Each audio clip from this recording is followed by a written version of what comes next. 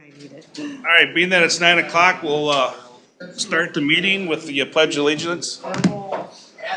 Allegiance to the I pledge allegiance to the flag of the United States of America and to the republic for which it stands, one nation, under God, indivisible, with liberty and justice for all.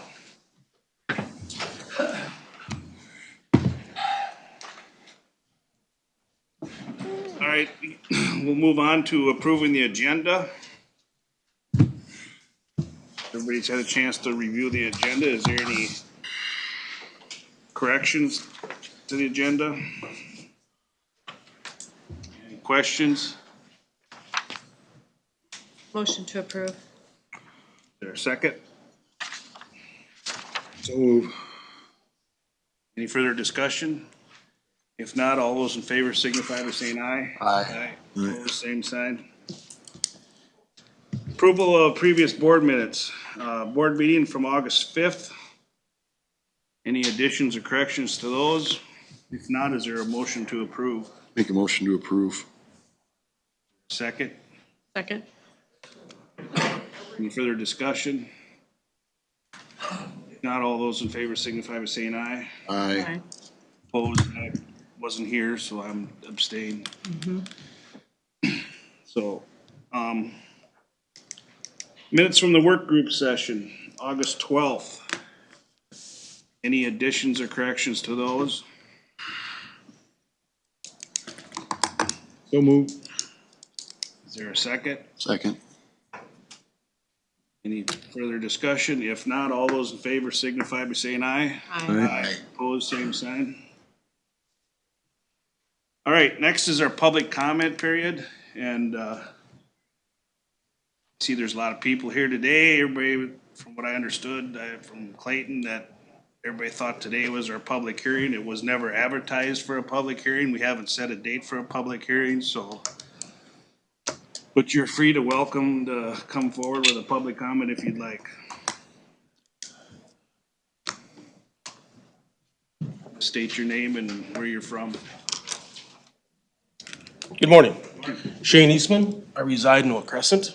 And I'm here to make a public statement on the rifles for deer hunting. Okay.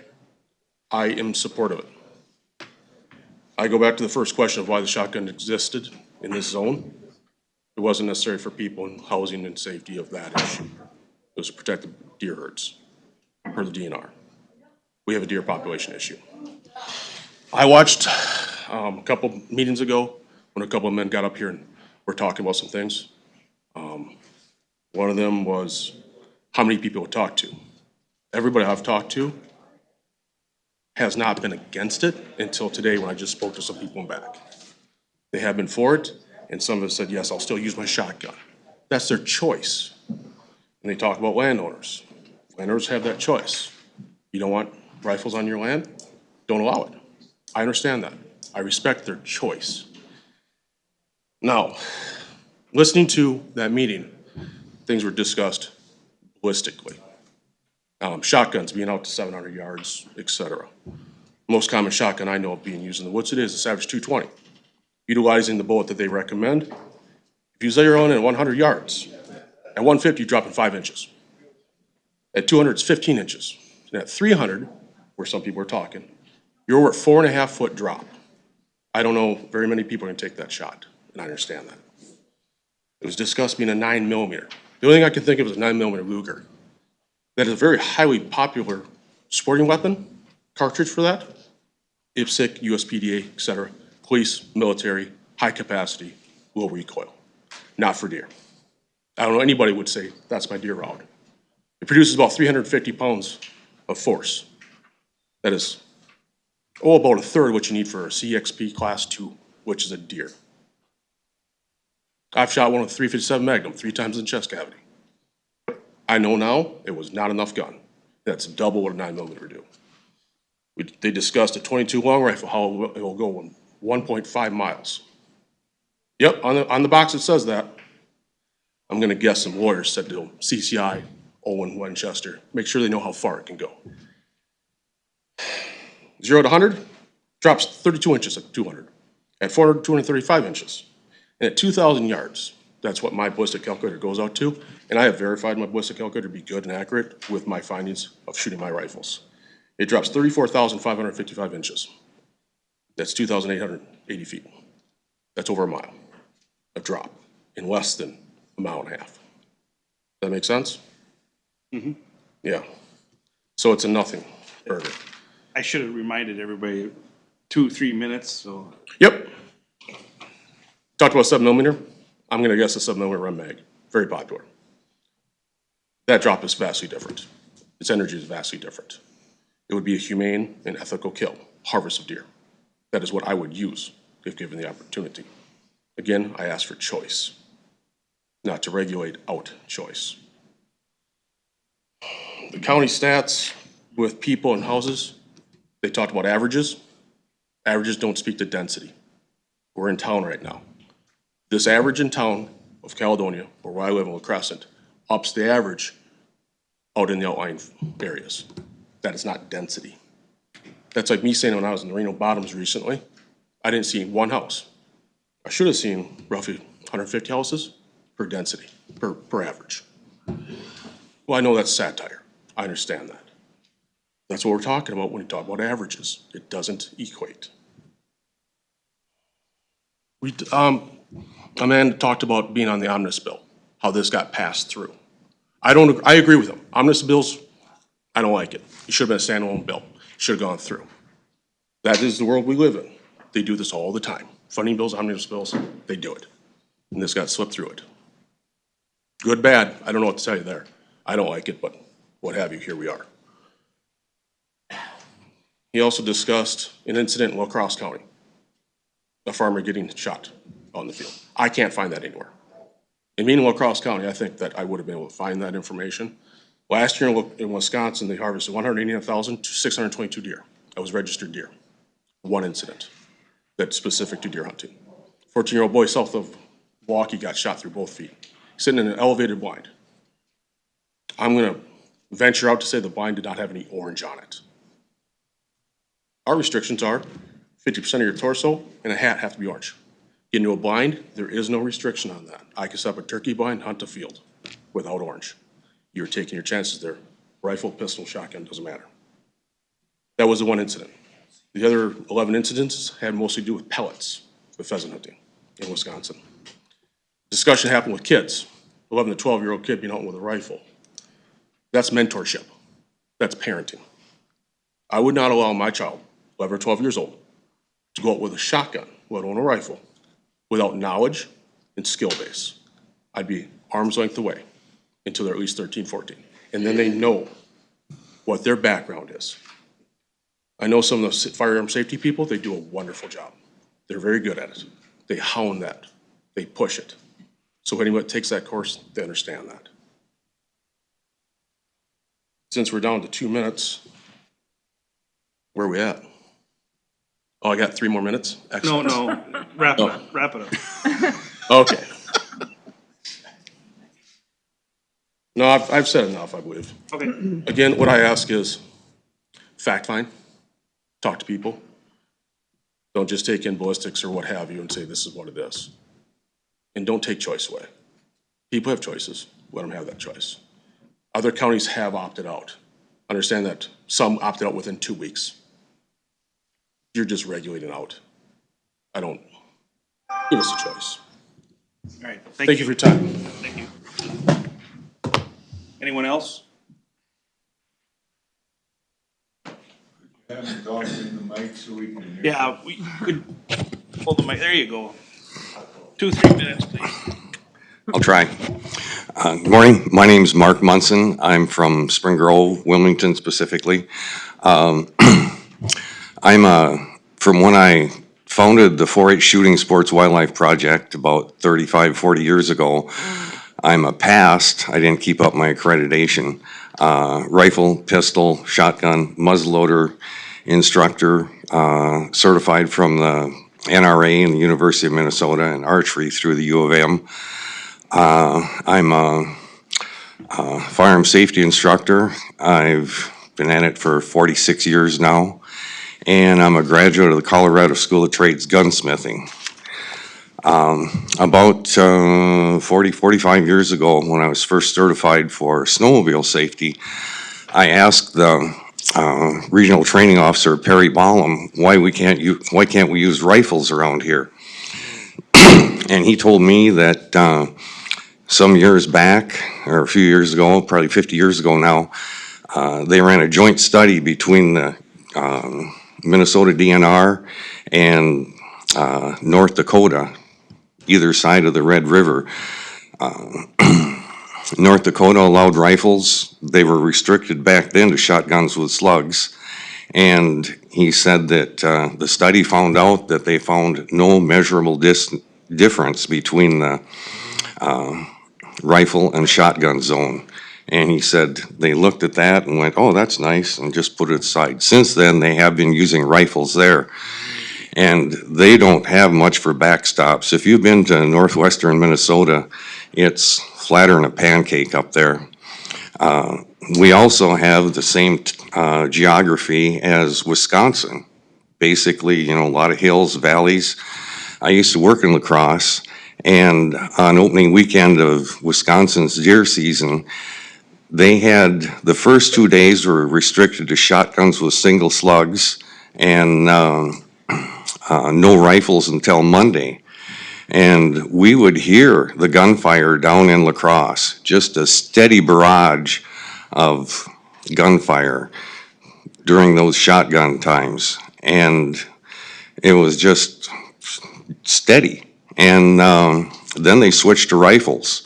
And you'd say to somebody, hey, you heard a shot lately? Yeah, I heard a round about 20 minutes ago go off.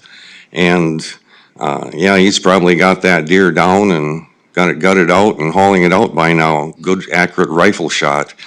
Does 20, 30, 40 times more lead flying through the air equate to more safety or more danger?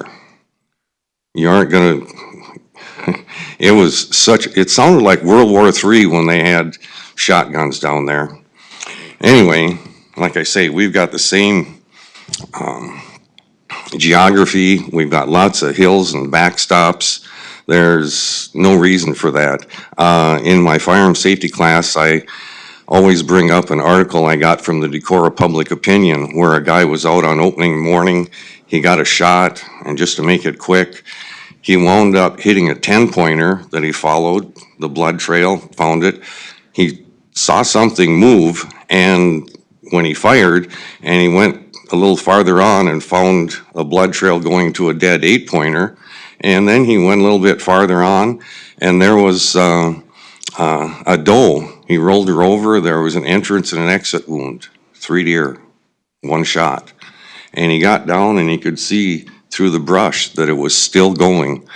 Now, according to Major General Julian S. Hatcher of Hatcher's Notebook fame, he's basically wrote the Bible on shooting. He found that it takes a .30 caliber slug or larger going up into the air and coming down to do great bodily harm. It's not me, I hope. And anyway, your 12 gauge slug is 73 caliber. A 20 gauge slug is 52 caliber. A 410 is exactly that. It's a 410 bore. It's 41 caliber. Do you know the difference? Why? How they gauge shotguns? A 12 gauge bore, which is 730,000, 73 caliber, it takes 12 of round lead balls to make a pound. 20 gauge, 20 round lead balls. Why they don't call it a 73 caliber, I don't know. Ask the old timers. But anyway, shotguns are much more dangerous than rifles, in my opinion. I've followed many deer where people have been shooting at them, and you see in the snow, it goes into the ground and then it comes out again.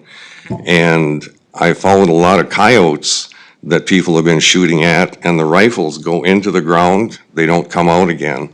They get absorbed by backdrop or the ground or whatever. shotgun slugs seem to tumble and go on. If you want to simulate the difference between a 12 gauge and a rifle, take a bowling ball and try rolling it through some brush and then throw a golf ball. That golf ball is going to be absorbed by brush, this and that, slow down a lot faster. I heard some gal say something about a 12-year-old shooting a 12 gauge shotgun alone. Well, they can take firearm safety at age 11. Kids nowadays have an apprentice program, and if they stay within arm's reach of the mentor they're with, they can buy a license at 8, 10, whatever young age. When you get to be 12 years old, you have to have a firearm safety certificate. And for the first 2 years till you're 14, they have to be there with a mentor, arm's reach, right next to them, to show them where the shooting lanes are and what have you. It's a good safety idea. They have 2 years to learn how to shoot. Wrap it up. Okay, anyway, I feel shotguns are much more dangerous. The reason they have shotguns is in the 1940s, they didn't want quite as many people or deer taken, and they said, well, how about we restrict them to shotguns with slugs because they won't get so many, but they'll wound an awful lot, and I've seen that. Thank you. Thank you. Anybody else?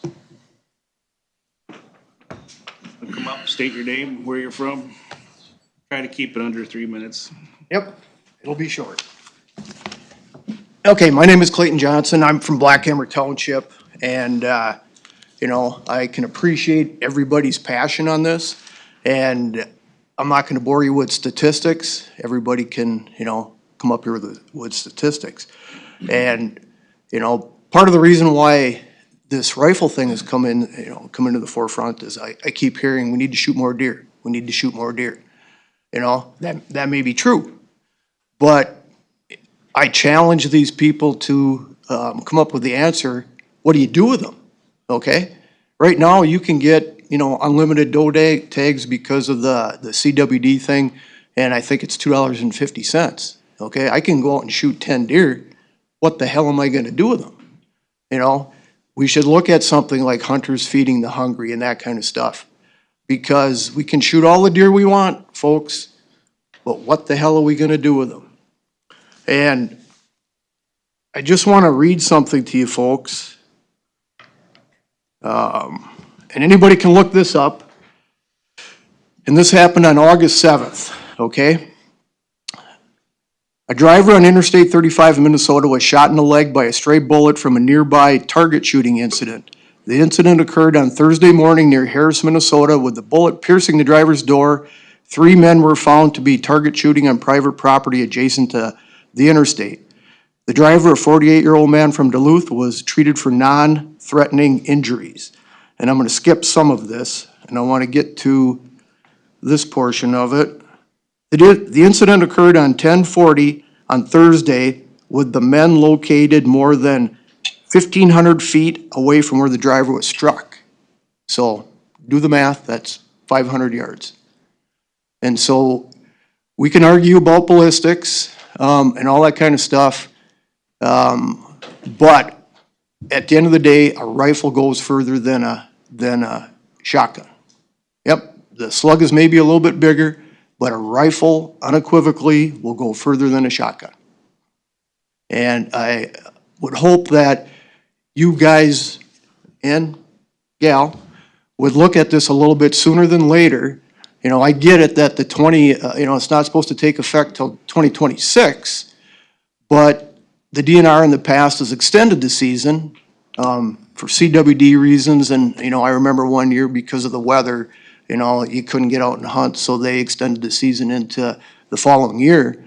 And not saying that that will happen, but it's a good probability that come 2026, without any action, that people would be able to use rifles in January of 2026. So I'd appreciate if you guys could maybe I can't think of any other word, but step it up a little bit and look at this and do your due diligence. All right, thank you. That's all I have to say. Thank you. Anyone else?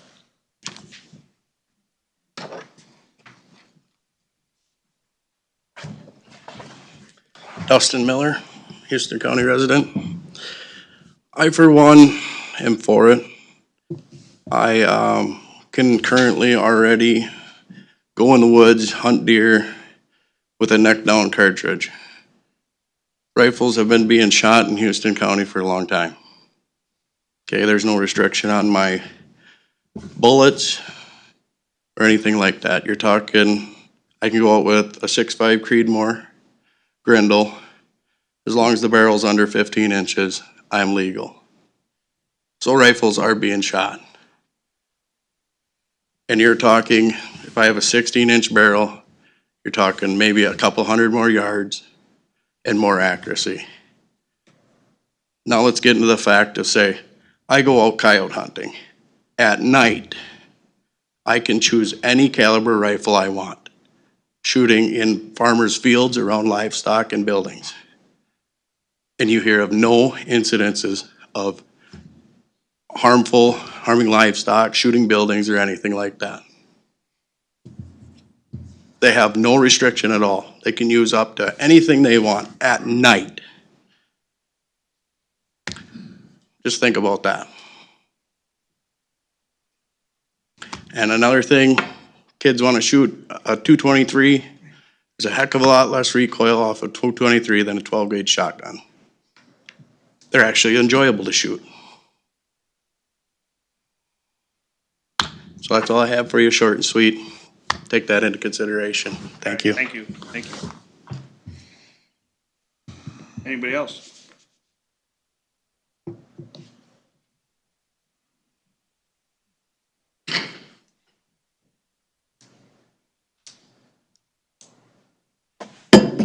I'm John Holzer. Most people know me by Jake.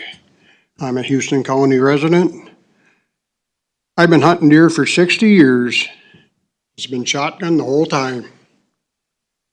And nowadays the shotguns are built better, shoot better. I see no reason to have a rifle season. None whatsoever. That's all I got to say. All right, thank you. Anybody else?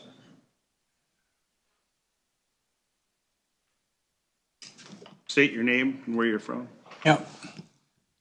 Wayne Feldmeyer, Yucatan. All these guys here are for shotgun and for rifles. But to tell you the truth, I'm probably the only one here that had somebody shoot in a house. And when it shoots, you shoot a rifle in a house, it goes through 3 walls. And it doesn't make any sense.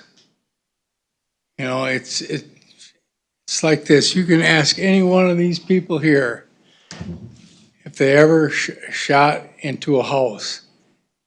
I bet you none of them have. And it's like this. That's too dangerous. It's not a good idea, no. What's that? It's not a good idea, no. No, it's not a good idea. Yeah, You're referring I'll to let you shooting a go. house. yeah, right, yeah. Okay. Thanks, Wayne. Anybody else?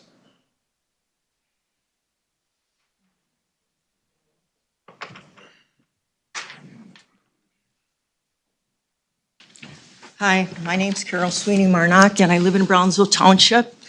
And my family hunts, and I'm opposed to the rifles for the safety factor issue. I don't have any statistics to quote. I just don't like the idea. So in terms of being out in the field in the fall, there are a lot of farmers out there still in the deer season, and I just don't like the rifle idea. I just like to see us stay with shotguns, so thank you. Anybody else?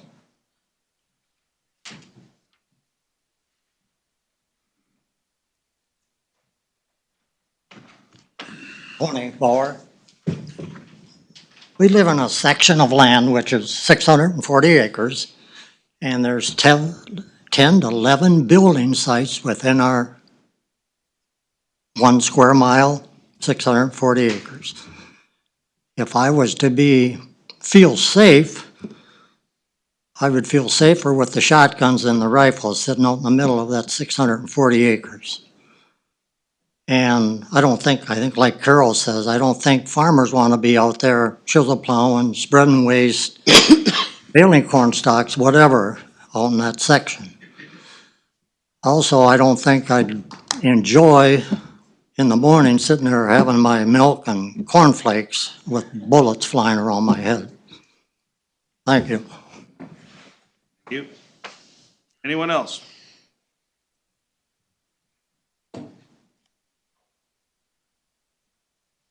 Okay, if there's nothing. Oh, yeah, okay.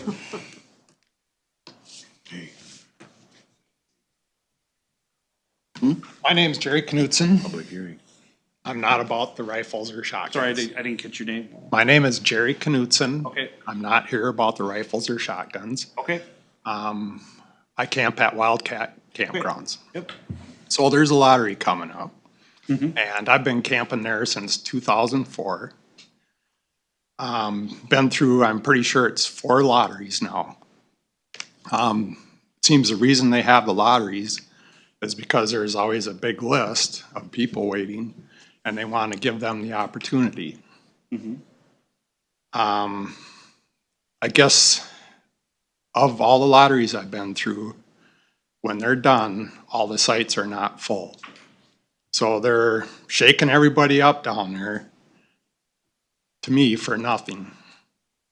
My recommendation would be if we can get a petition with over half the people on it, and this coming lottery, if it's not full, everybody stays where they're at. Okay. So just recommending that. All right. That's all I got. Yep. Anybody else? Anybody in the hallway out there wants to make a comment?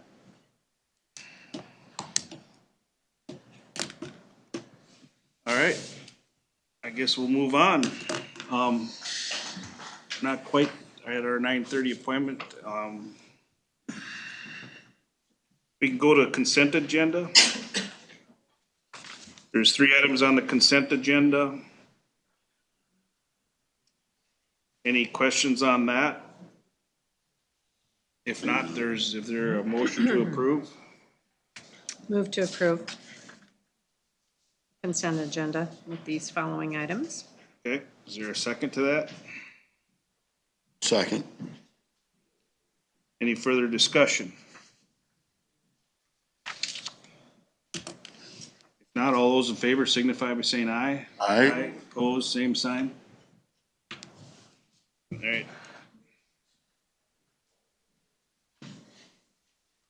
You wanna go back to that? Cause Brian's here and he's for the gravel brigade or whatever. You wanna go back to that? Oh, it ain't, well, it's 9:28, so.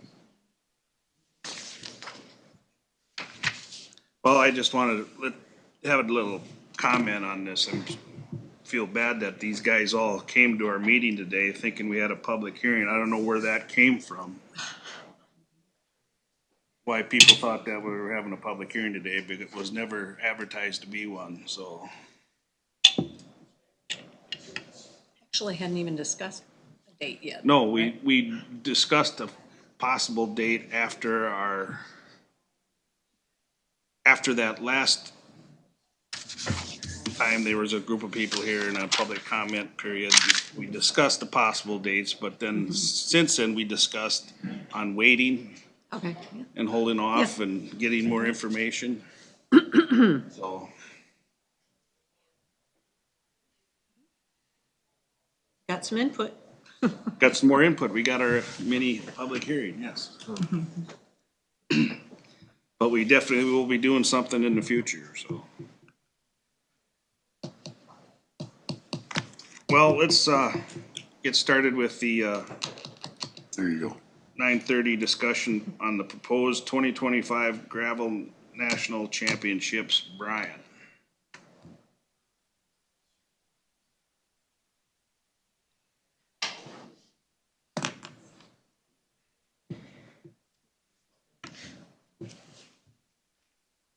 Yeah, I really wasn't planning on being up here very long. There was some discussion at past board meetings and different discussions internally here with county staff and a little bit of discussion generally you guys have had with townships about the upcoming Gravel National Championship race. It's going to take place on September 20th.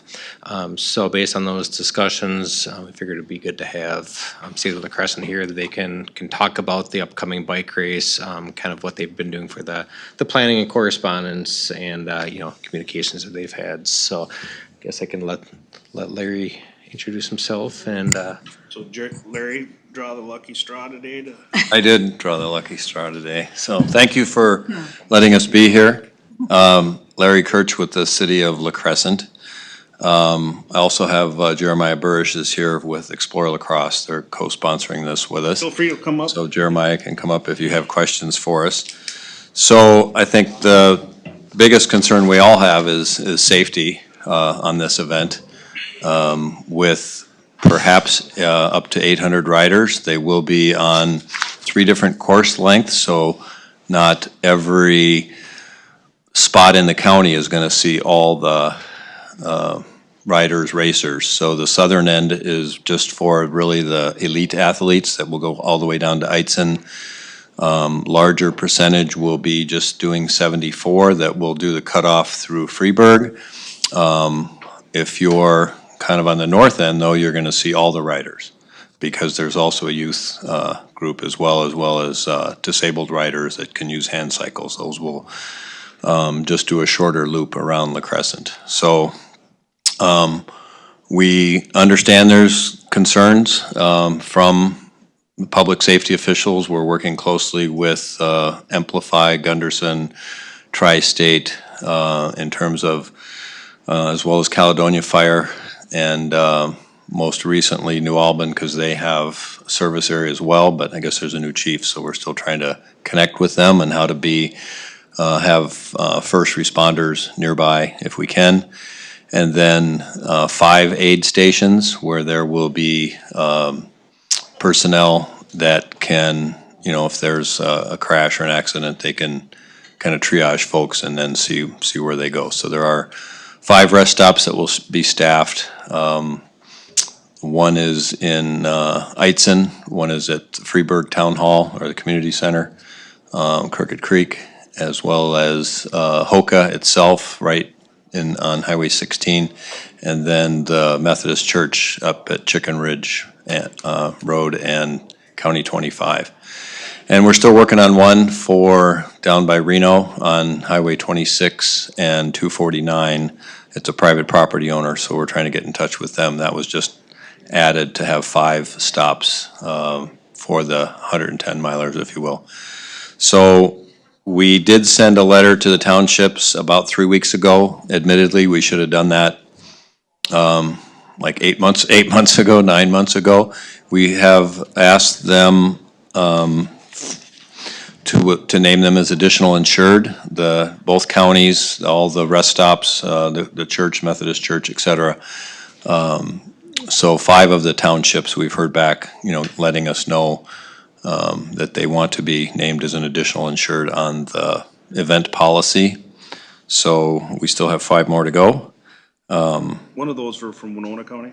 Winona County, I did hear from the county engineer and someone from the sheriff's department yesterday. We're going to do similar. What we're doing with the county here is a traffic control plan. So we're really only going up Forester Road, if you know where that is, off of County 6, and then we get to the top of the hill, you take a right and you get on County 16 and you come right back down the hill on the new paved section on County 16 and then to North Pine Creek Road. So that's only about 5 miles in Winona County. So we're working with County Sheriff's Department and David Kramer, the county engineer in Winona, on a traffic control plan for that. So we have heard from MnDOT. We have, I think, through our city engineer, addressed all of MnDOT's concerns on the state highway system. So those are hot off the press in terms of getting those resolved. Those I think are now submitted to Brian. So basically, the traffic control plan is really for the state highway system, the counties, both counties. And then in terms of the townships, where flaggers will be, that is yet to be resolved. For example, is there a need for a flagger, which I guess it's Winnebago/Corey Road, has two different names, and then Crooked Creek Drive. So yes, there will be traffic through there, but they're just going straight through the intersection. So the riders have to follow the rules of the road. So if you're just, Riders do? all the main two elite groups will have public safety police escort throughout, but they'll be staying to the right. They're not going to take up the whole road. For example, from La Crescent to Butterfield Road, they're not taking up all of Highway 16. They're staying in the southbound travel lane, if you will. So all riders, if it's on a gravel road and there's no center line, there's an imaginary center line there. So all riders have to ride to the right. They can't take up the whole road for their own safety, as well as someone coming in the opposite direction. So the roads are not closed. Just those two lead men and women, the elite riders, will have their own police vehicle out front, and then. Where did that vehicle come from? Where was that? Who's doing that? The City of La Crescent Police Department. They're gonna run the whole course? Correct. On those, that's for the 110 mile and just for the elite men and the elite women.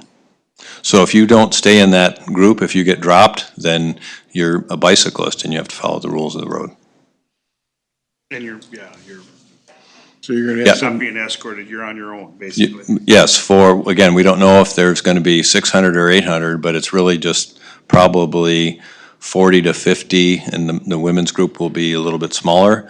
They will be let out. There will be course marshals throughout, so there will be motorcycles throughout just to make sure people aren't violating, because then you can get kicked out of the race if you're not. You'll just say you got to go ride your bike back to La Crescent because you're not following the rules of the road. So there will be spread throughout the different heats, if you will. So there's on the 110, there's 4 different groups there. There's the men's elite, the women's elite. There are the masters. This was someone over 40, but you have to qualify to be in the 110 mile. So not anybody can sign up for the 110 mile. You have to qualify their cutoff times. And then there's the 4th group, which is between the ages of 19 and 49, men and women. But you have to have a resume to qualify for the 110 mile. So that's just a resume, that's not like a pre-race or a, You have to show that you have experience to finish in the time, and it's just resume based, it's not another practice run? no, Okay. no. So then the 74 mile, I mean, I could sign up if I want. So that will be open more to riders of a different caliber. And then, as I said, the younger riders and those with a disability will be doing the 31 mile. So I think we have to send this back to MnDOT, but we have addressed all their comments as of today to send it back to MnDOT. And then we'll do the same with Brian here at the county in terms of doing the traffic control plan for the county. And then we'll keep working on getting the additional insured certificates for each of the townships. It was stated to me that the insurance part isn't what their main concern is. They'd like to have a user agreement, because it states in the 169.22 Sub 10. that you need to have a user agreement the township. lawful. And did you guys know that? When No. you had this race or prepared for this race? You weren't aware of that statute, or? No, it didn't come up until most recently in some recent emails. So when we met with the county, Back in a March. couple of board members back in March, we didn't really, no one brought that particular statute up. So even in the letter that we sent out 3 weeks ago, that should have been 9 months ago, we asked if anybody wanted us to come to any town board meeting. And the mayor signed the letter, I sent the email out. I have not gotten any response from the 10 townships as to please come to a meeting. So we'd be happy to go to a meeting. There is one Thursday night for Mountain Prairie. They were asking for the certificate. I said I'd be happy to be there Thursday night, and the clerk said we didn't have to go. So They didn't have a concern then. they didn't have a concern then. So I haven't actually heard back from any of the townships other than us contacting them. Once a month. and Yes, I know, Usually it's yeah. just their clerk that gets those and. Right. So, I would definitely contact Mayville and Crooked Creek and Winnebago. Winnebago has gotten back to us, Joyce, saying we send the certificate of insurance there. Crooked Creek, I talked to Andy Moen. He's the one that we were dealing with to arrange the use of the town hall / community center. So, so they're letting us use the community center, but they didn't say anything about needing a special permit or anything else. In terms of Union, I can reach out to them. Mayville's the one that's got the most concern. Okay.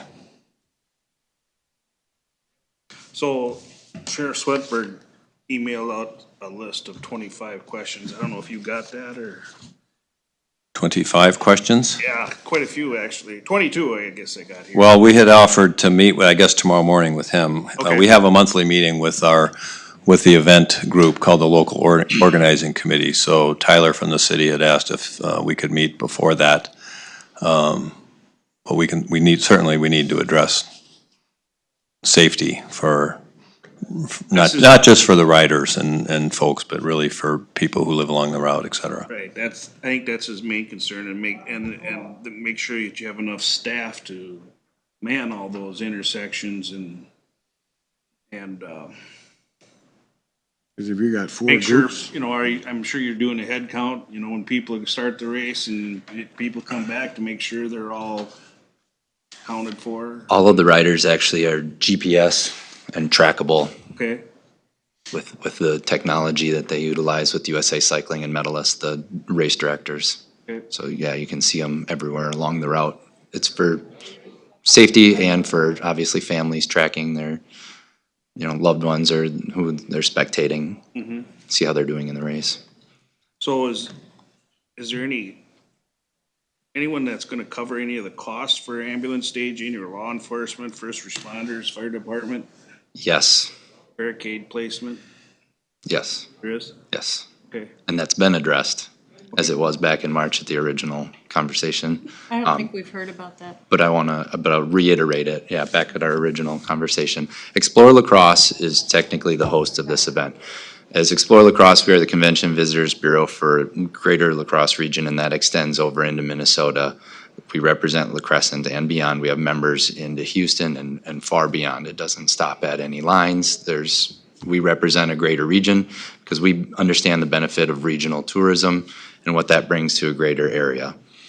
This is a perfect example of that. Explore Minnesota has supported this event and has actually created their fall campaign for outdoor recreation based on cycling and specifically gravel cycling in the entire state, highlighted by the Gravel National Championships being hosted out of La Crescent, but on the greater, obviously, southeastern Minnesota region.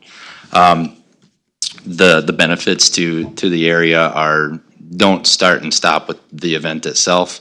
With the incredible marketing that USA Cycling and Explore Minnesota are providing, this puts the entire region as a destination across the country as a premier outdoor recreation destination. The benefits are incredible with that, from obviously the lodging and the restaurants and attractions and everything along the area and along the route and beyond, that we'll see the benefits of that. Again, not just race weekend, but far beyond. We're already seeing people coming in to preview the course, and we'll continue to see it for leisure and future. The race is also scheduled. We have a 2-year contract with USA Cycling for 2026 as well. And then potentially the benefits of either other races or USA Cycling wanting to return, whether for gravel or otherwise. But the the biggest thing, again, is Explore La Crosse as the host, partnering with the city of La Crescent and numerous entities that have put in countless hours to put this event on. We are on the hook for any expenses. And again, that was mentioned back in March when we met with Sheriff Swedberg and other representatives that first time. But want to reiterate that, and I did follow up with Sheriff in an email last week that said that again. Certainly, I mentioned if there was anything in terms of, complimentary support, it's helpful because this is not a moneymaker. We don't receive any money from the registrations or anything like that. But we see benefit in bringing tourism to the area. That's our job. We're a nonprofit and that's what we do.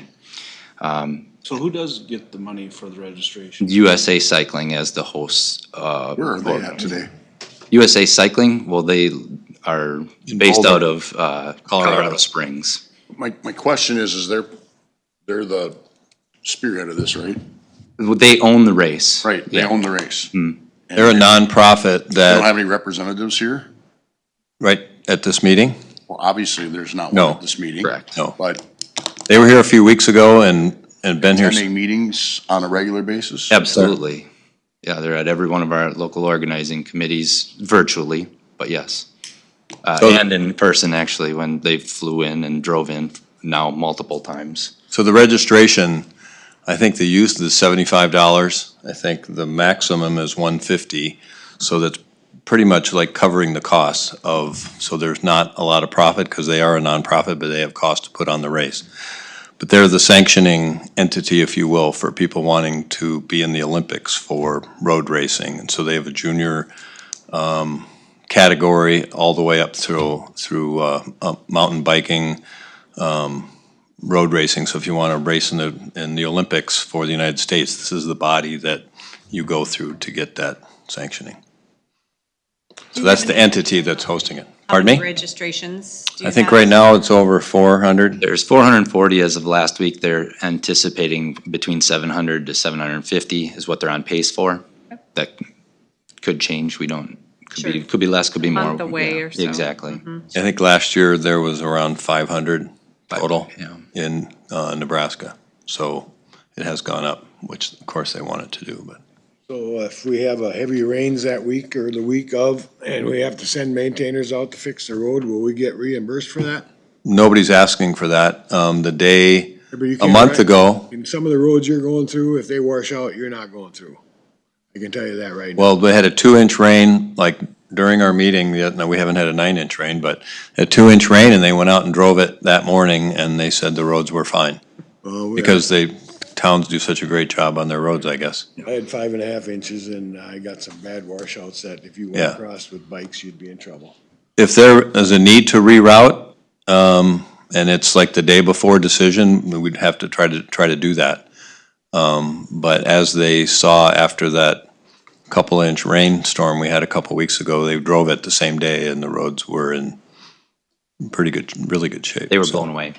The other medical piece is that Amplify is charging, as I understand it, but then through the foundation will donate, because the hospital can't do things for free. So there will be a charge, but then the foundation, what used to be the Gunderson Foundation, will make a donation to the hospital. Charge for what? For staffing those 5 aid stations, having a medical director for the event itself. Tri-State Ambulance. Tri-State Ambulance, and they're gonna have at least 2 ambulances kind of deployed in the field in their service area, that they can respond to something.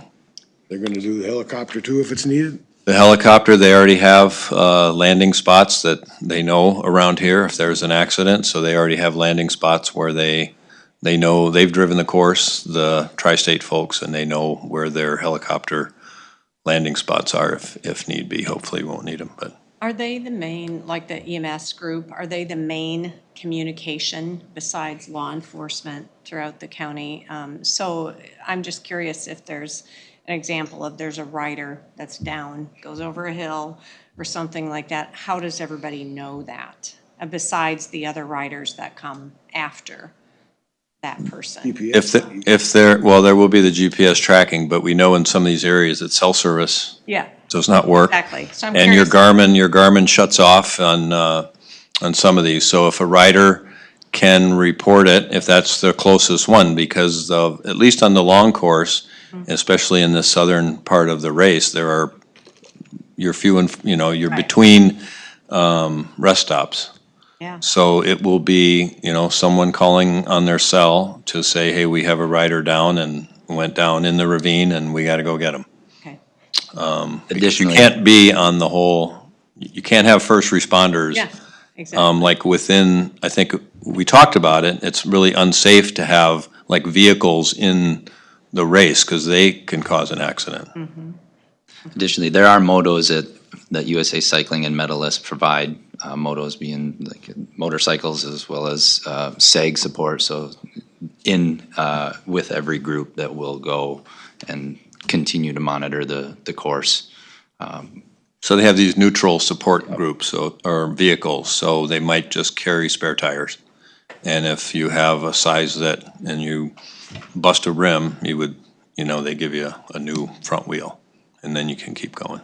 Those are my two questions about communication and. Communications, we are working on setting up some talk groups to make sure that Tri-State and the Sheriff's Department and all the EMS groups, plus the event itself, the city has asked for 30 radios from the Armor System, which I think is out of Rochester, so that everybody is on the same radio. And I don't know if there's 3 talk groups, I think is what they were talking about setting up. And another question I have is, do you guys know if the second year, this is a 2-year commitment, do they use the same route? That's not for certain yet, because it may be just logistically this longer route. We've kind of informally talked about it, maybe it's 2 loops, and it's a smaller area to keep track of everybody. But then if you live on that route, now you're impacted more. Right. Because maybe it's easier to control from a public safety standpoint, but folks might be more inconvenienced because they're doing 2 circuits. But some races do that, where you just do 2 loops and then you have a smaller footprint of the race. But, so that's TBD, I think, after we kind of do the Monday morning quarterback on this thing after it's all over.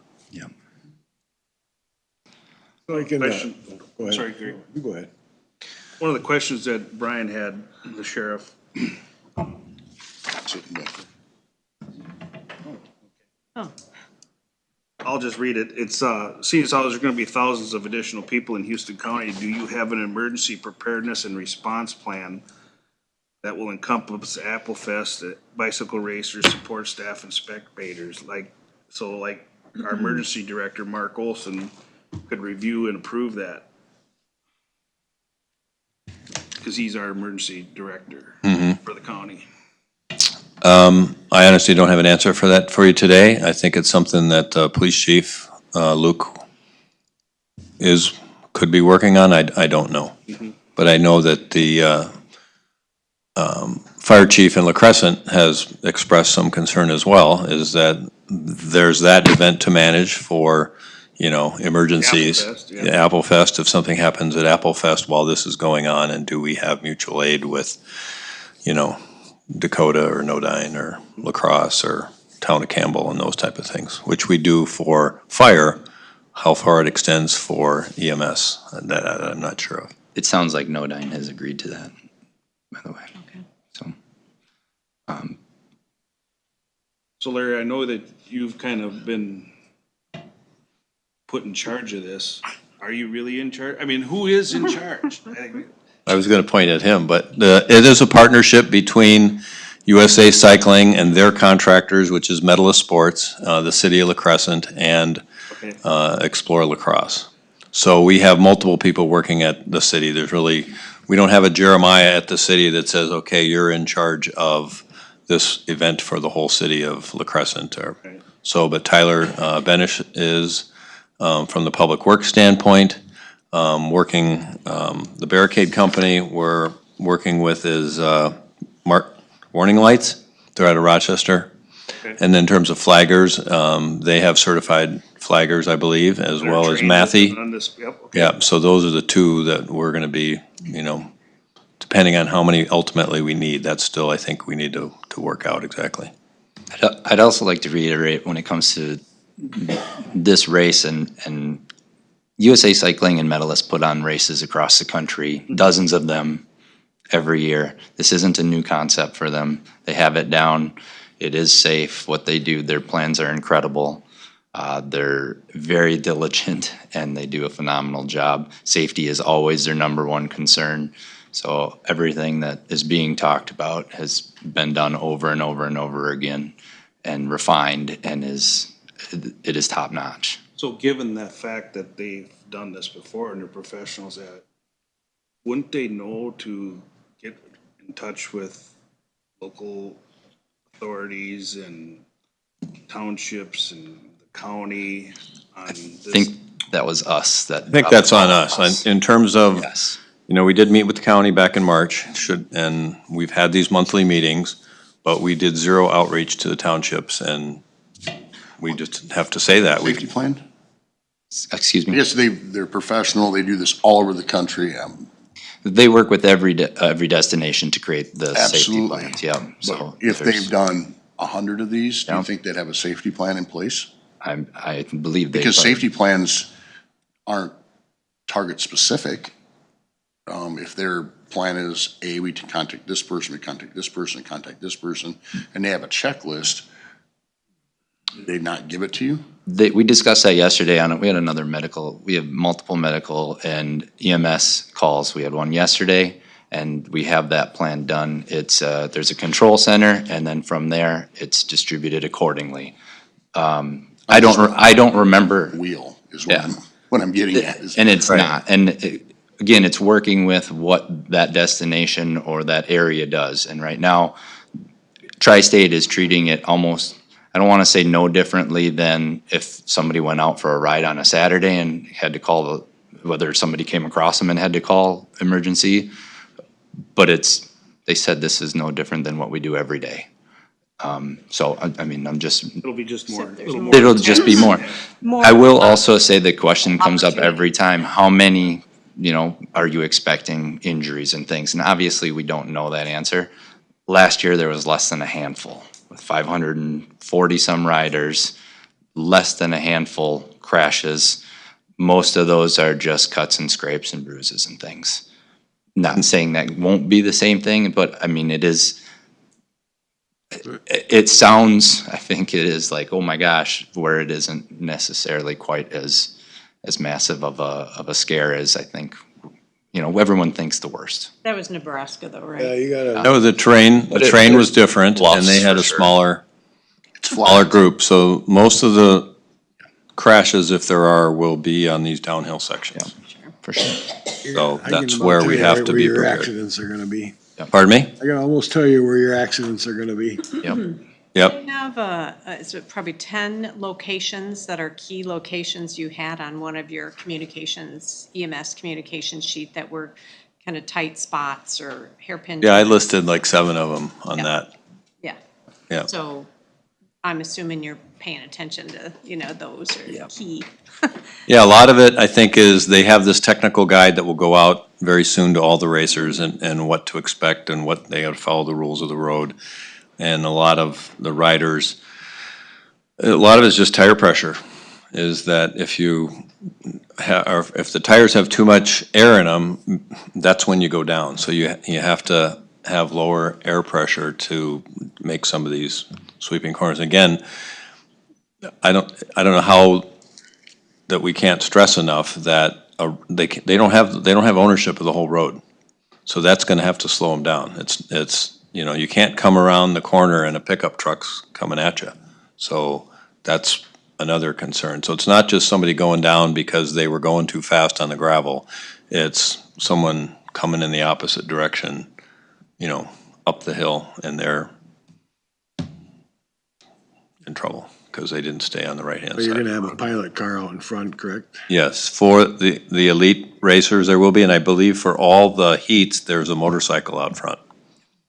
So how fast are different these length. bicyclers going on this? On our- On average, they're thinking in the range of 22 to 25 miles an hour over the course of 110 miles. Those are for the elite riders. Everyone else would be maybe 18 to 20 miles an hour. But going down the hill, they can be going 40, 45 miles an hour. Wow.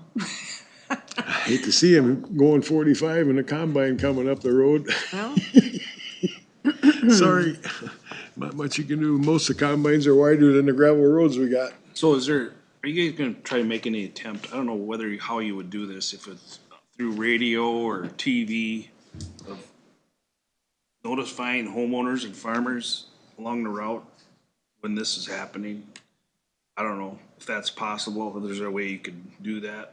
We talked about early on doing postcards. I don't know how if that's possible That'd be to, another way to do it. and we would happily do that. I just don't know how, if it's something that can be acquired and again, from on.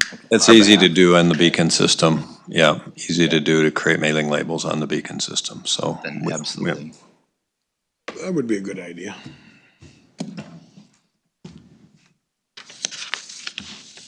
Well, Brian, you got any questions? No, I just had a couple comments, that come up quick. Yep. sure. questions. You can stay, Larry, there's. No, I know, I just want to talk in the mic if you need to. Morning. So I just want to clear up a couple things. So back in March, when we had the meeting down here at the EOC, we told both the gentlemen to contact the townships. Both me and my chief deputy said a couple times to contact the townships. I talked to them about it. About the money, we talked about the posse possibly helping out. I asked about, it's a posse's nonprofit. Gentleman here said we could possibly look at donating money to the posse. There's nothing about paying any money for expenses for the sheriff's office. The ride itself, the elite riders, we've been told the entire time it's gonna be a closed race for them. They're gonna use the whole road. It's gonna be a closed race for them. Not they're gonna follow the road, they're not gonna stay on the right side of the road. I believe some of their videos show the riders on the whole road. So that's my concern. If they're gonna follow the laws and stay on the right side, it's a lot less issues. But if they're gonna take the whole road and they want to close the road, that's the problem I have with it. Okay.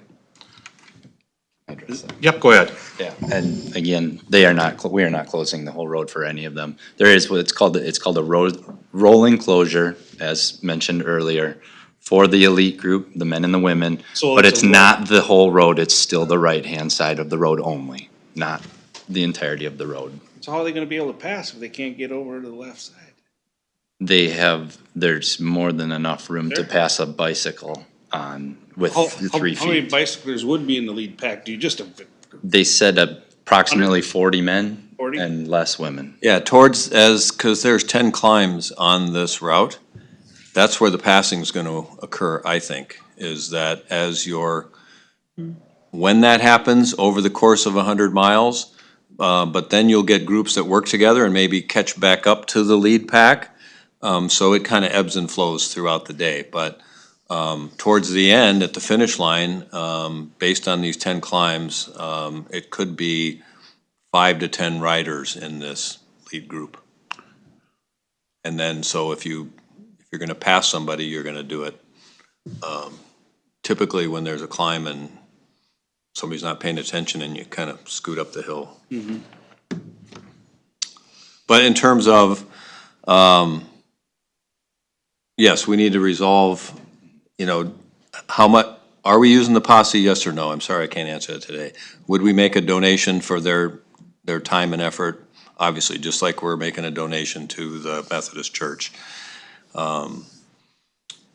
And Crooked Creek has asked for just a nominal donation. We're not even using the building inside, but Andy said, please make a donation to the township for the use of the site. So we're happy to work on that. And then what exactly, that's what I think our issue is. We haven't nailed down how much we need your help, which we should have done a long time ago, but then we would know what we're talking about in terms of expenses. Yeah, and I don't want to turn this into a debate at all. But yeah, I have a lot of concerns. There's a lot of stuff going on that weekend. Eitzen has their fundraiser for their first responders and fire department. And we have this big event and might have a lot of crashes. I talked to the sheriff in Nebraska about the last year's race. There was a handful of injuries, but they weren't small. There was one that had busted collarbone. So there weren't just hangnail issues. My concern there is that we have windy, hilly roads that are small and narrow. And it's farming season. And I believe my opinion, they're racing. They're sort of going as fast as they possibly can. But now what if you meet a combine on the road? It's not gonna be good. That's why I'm concerned about needing the road closed. Even though it's a lead car, there's still vehicles coming. I mean, this, like, some of the roads you're gonna be on, they're like 20-foot wide in spots, so I mean, if you're using half the road and we meet a vehicle, our combine, somebody's gotta stop. I mean, these roads that you're using aren't wide enough for all this traffic, so it's gonna have to be, somebody's gonna have to be out ahead to stop everybody. Otherwise, you're gonna have a lot of problems. He knows it, the roads are narrow, and you know, and what would say if we got 5 inches of rain Friday night, are you gonna have us go out and fix roads, or are you gonna let them ride through all the ruts? They're gonna ride it as it is. And if they can't get through, you're gonna switch the route then? If it's absolutely unpassable, even by vehicle, they can get off their bike and lift it over stuff if they have to. It's a gravel route, that's the nature of gravel. That's the challenge they're looking for. Exactly. That is, at the grassroots, that's where gravel, it's to be able to take care of yourself out on the course, self-supported. Now it has changed a little bit with the neutral support, but it's not to be out there to be catered to. They will stop. It is in their rules. If the road is unpassable due to a combine, let's just say, as mentioned, they have to stop. And the lead vehicle with Medalist or USA Cycling or whoever's manning that is going to stop them and that group to get off to the side to let those vehicles pass safely. Absolutely. Do you guys want to mention the timeline? So they start at 7, the elite group starts at 7 to 11-ish or something like that, I heard you say at one of the meetings. There is, I think it's 7 to 8:45 is when, I want to say there's at least 9 different groups go out at different times depending on the length. But the first ones will go out at 7. And then I think the women go at 7:15. Yeah, right. So we'll have essentially a police escort to Butterfield Road. Trying to remember the name of the hill as you take a right and go up the hill. Shively Hill.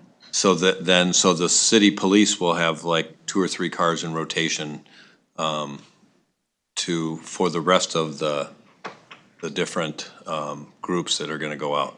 So the first 2 groups will have a full-time escort. Then after that, all those groups that are going up Butterfield Road, because not all of them do, will have a police car to get them to where they start going up the hill. And then they'll come back to La Crescent and get the next group.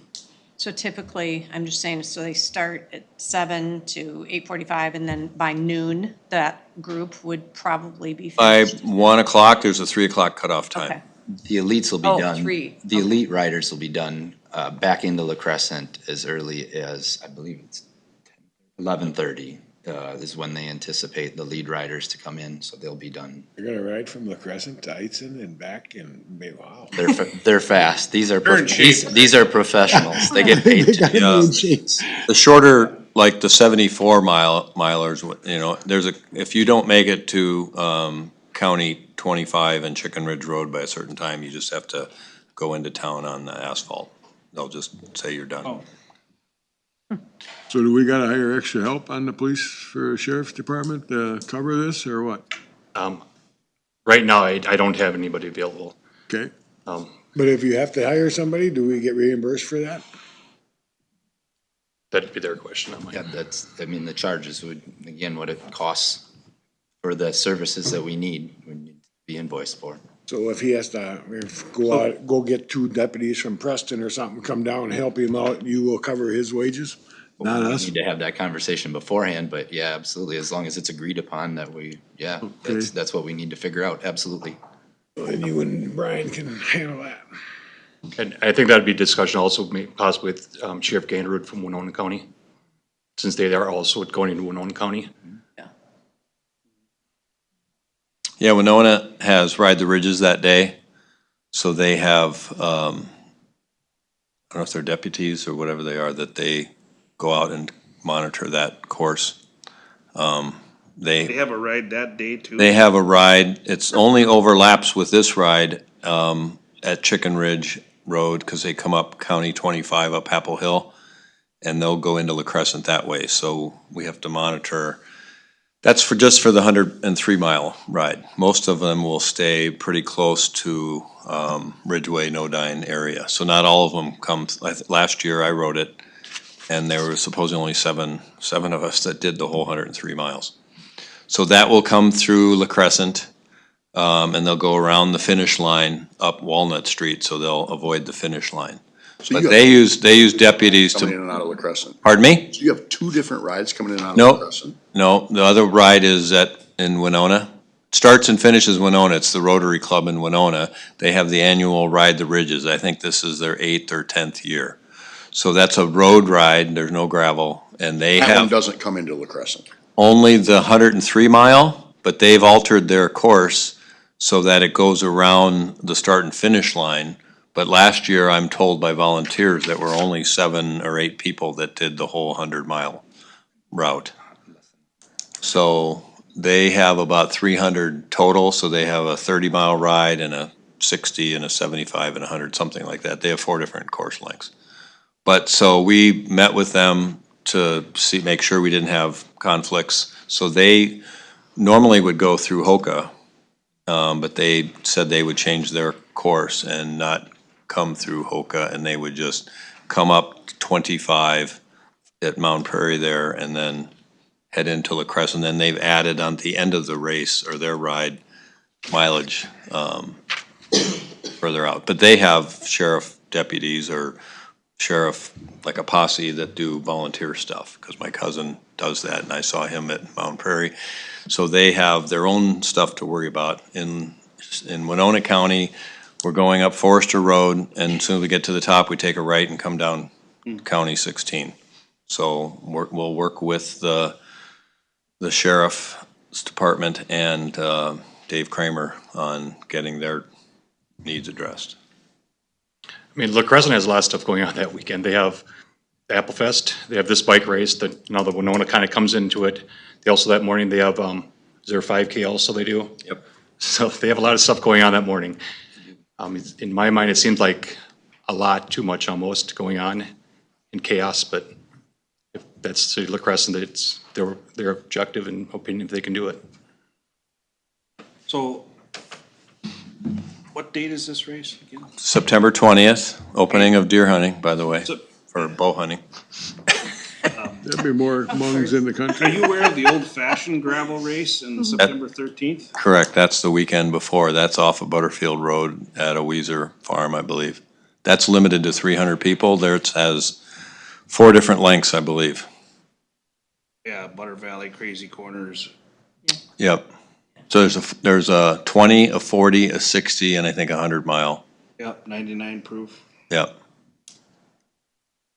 We're gonna have a lot of bikes for a while. yep.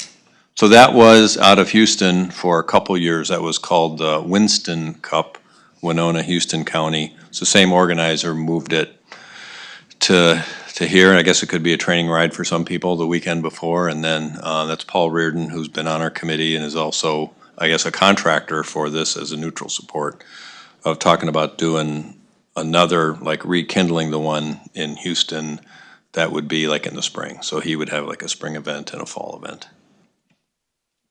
They're not affiliated though, just Yeah. for clarification. Right. It's Yeah. Yes. Yeah, it's just like this Filthy 50 that's out of Lanesboro. Well, I think we all can agree that we need to be proactive and start sooner rather than later. Absolutely. I just want to skip to the second year and learn all the lessons that we will learn this year. Right, right. Well, I think we've already learned lessons. Obviously, yes, we Yeah.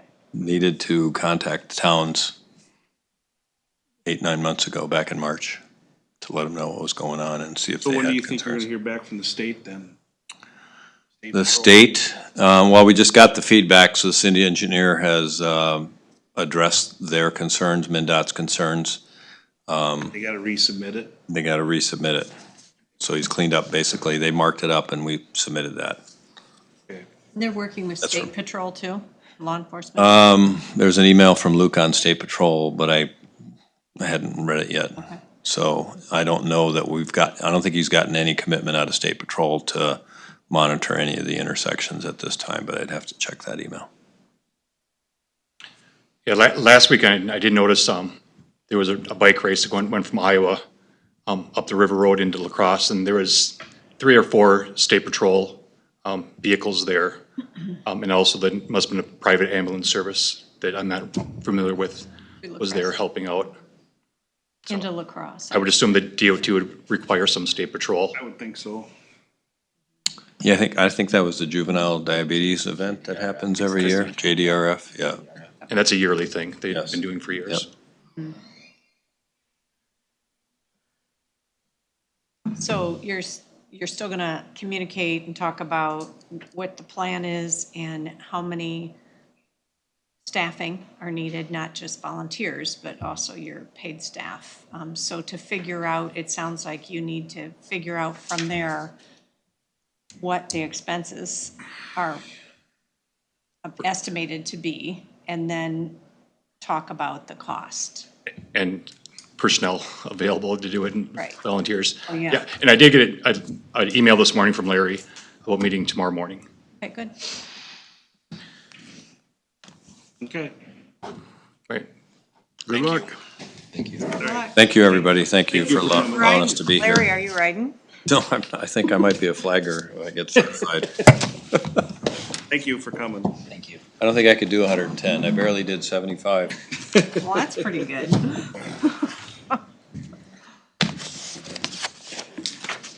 All right, moving on to action items. Consider, number 1 is consider adopting the proposed T-hanger rental rates along with the next year's existing rental rates. And discuss and approve the priority system for offering the T-hanger rentals and establishing a timeline.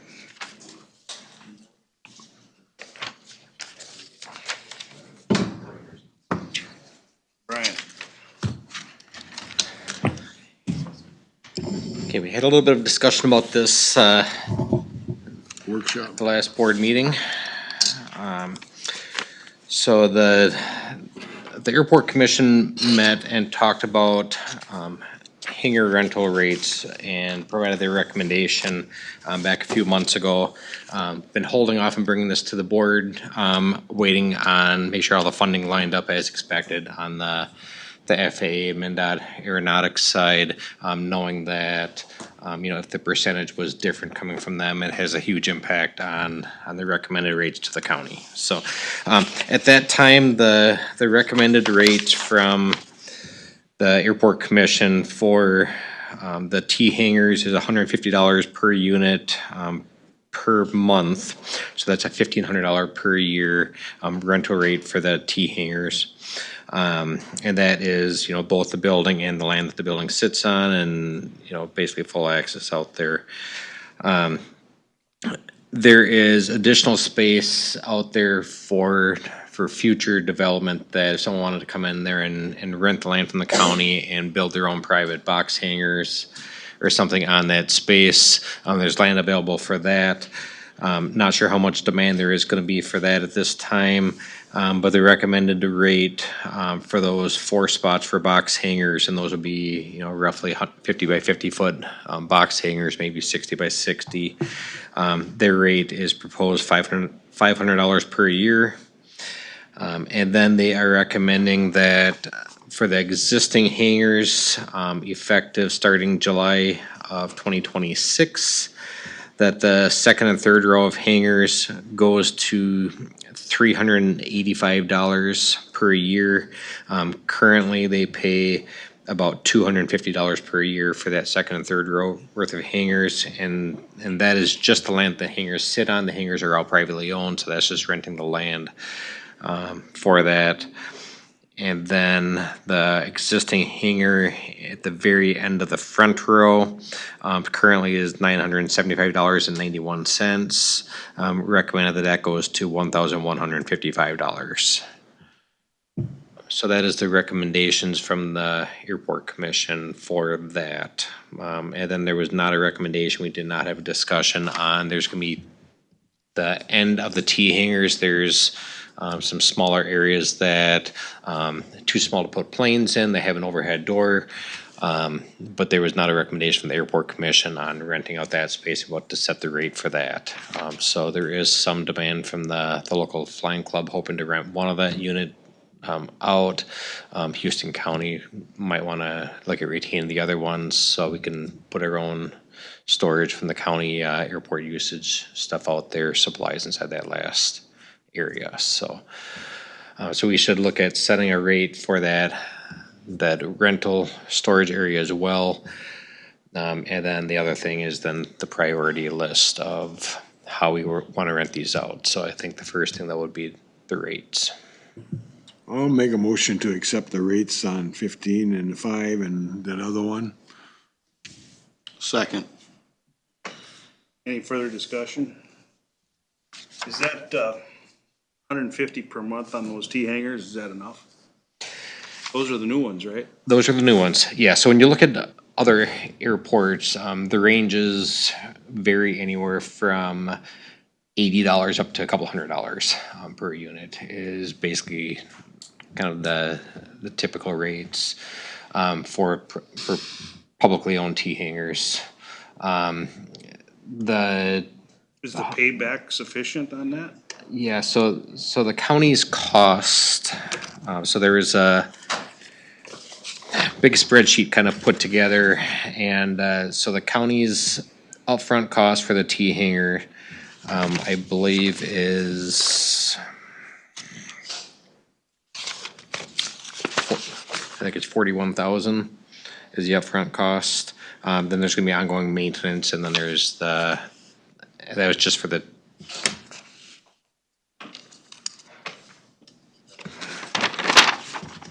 There's gonna be electricity out to that, right?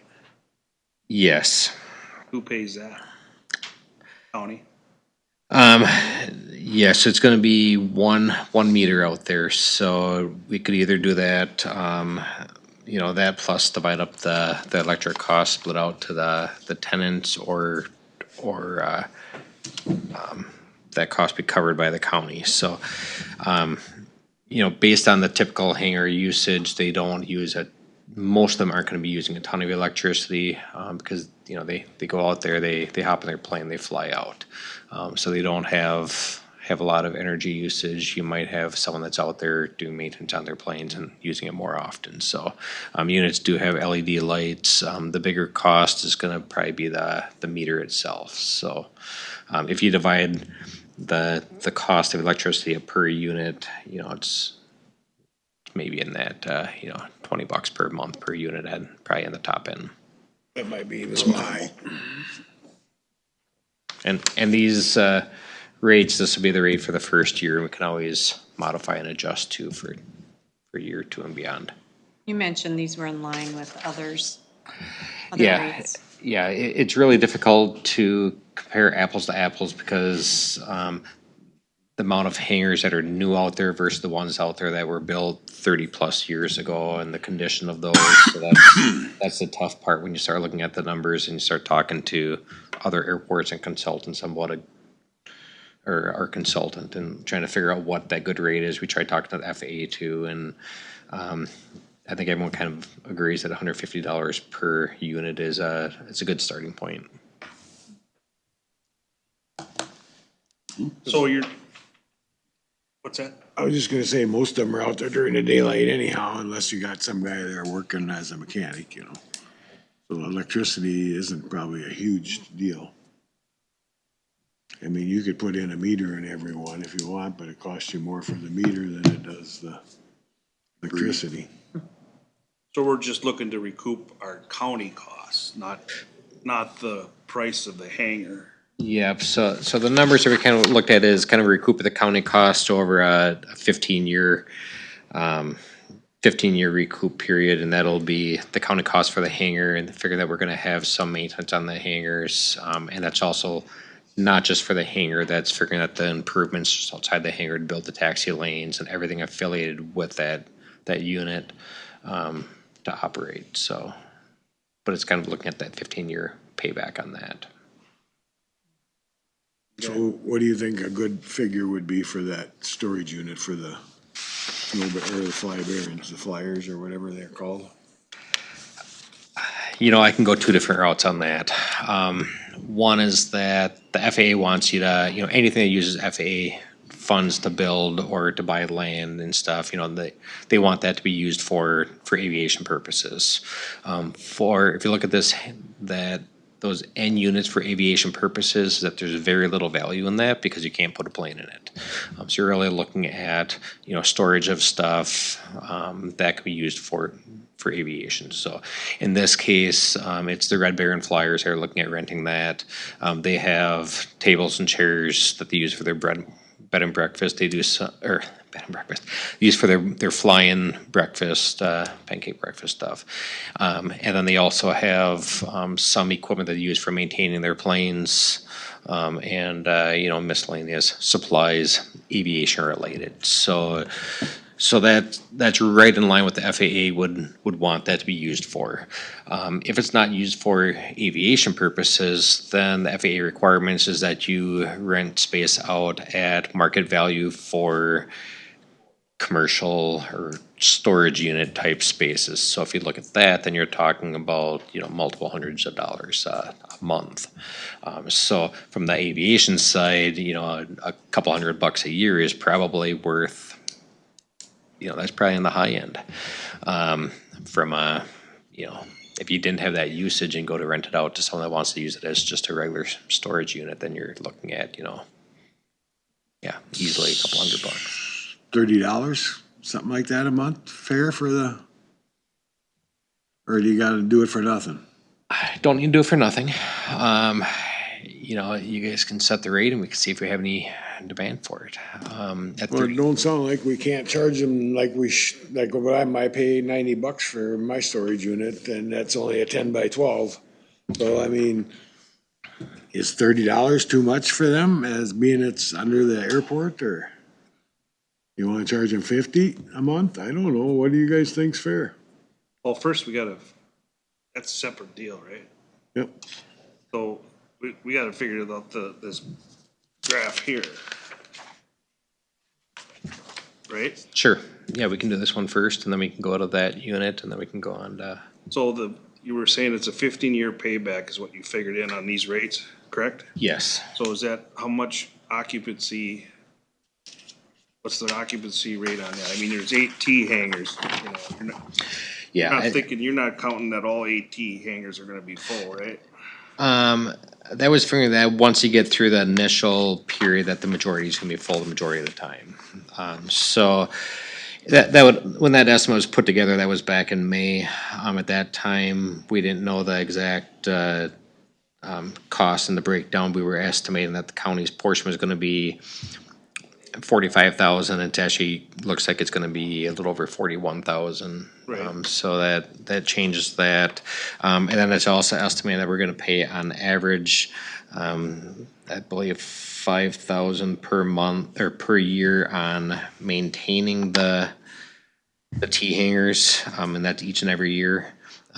So at the beginning, you know, hopefully there's a lot less maintenance than that.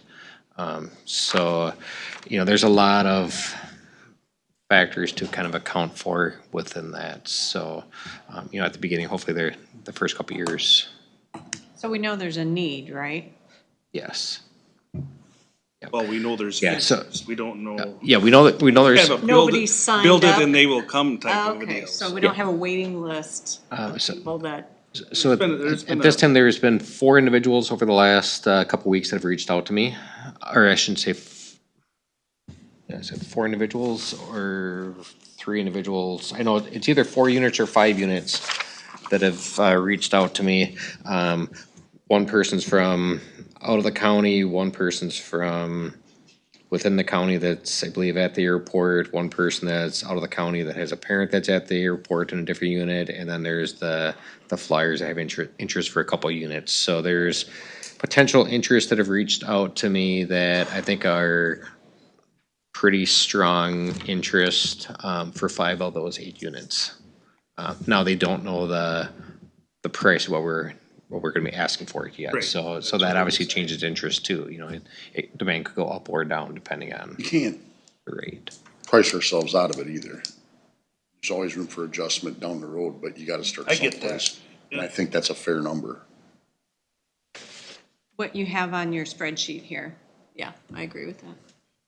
Well, we have a motion on the floor and it's seconded, so. Is there any further discussion? If not, all those in favor signify by saying aye. Aye. Opposed, same sign. All right, now we can discuss the overhang, whatever. Yeah, so the additional space within those units, so it's, I had a meeting right after this meeting right afterwards at the last meeting, and they gave my hanger layout sheet away at that time, so. Don't have it.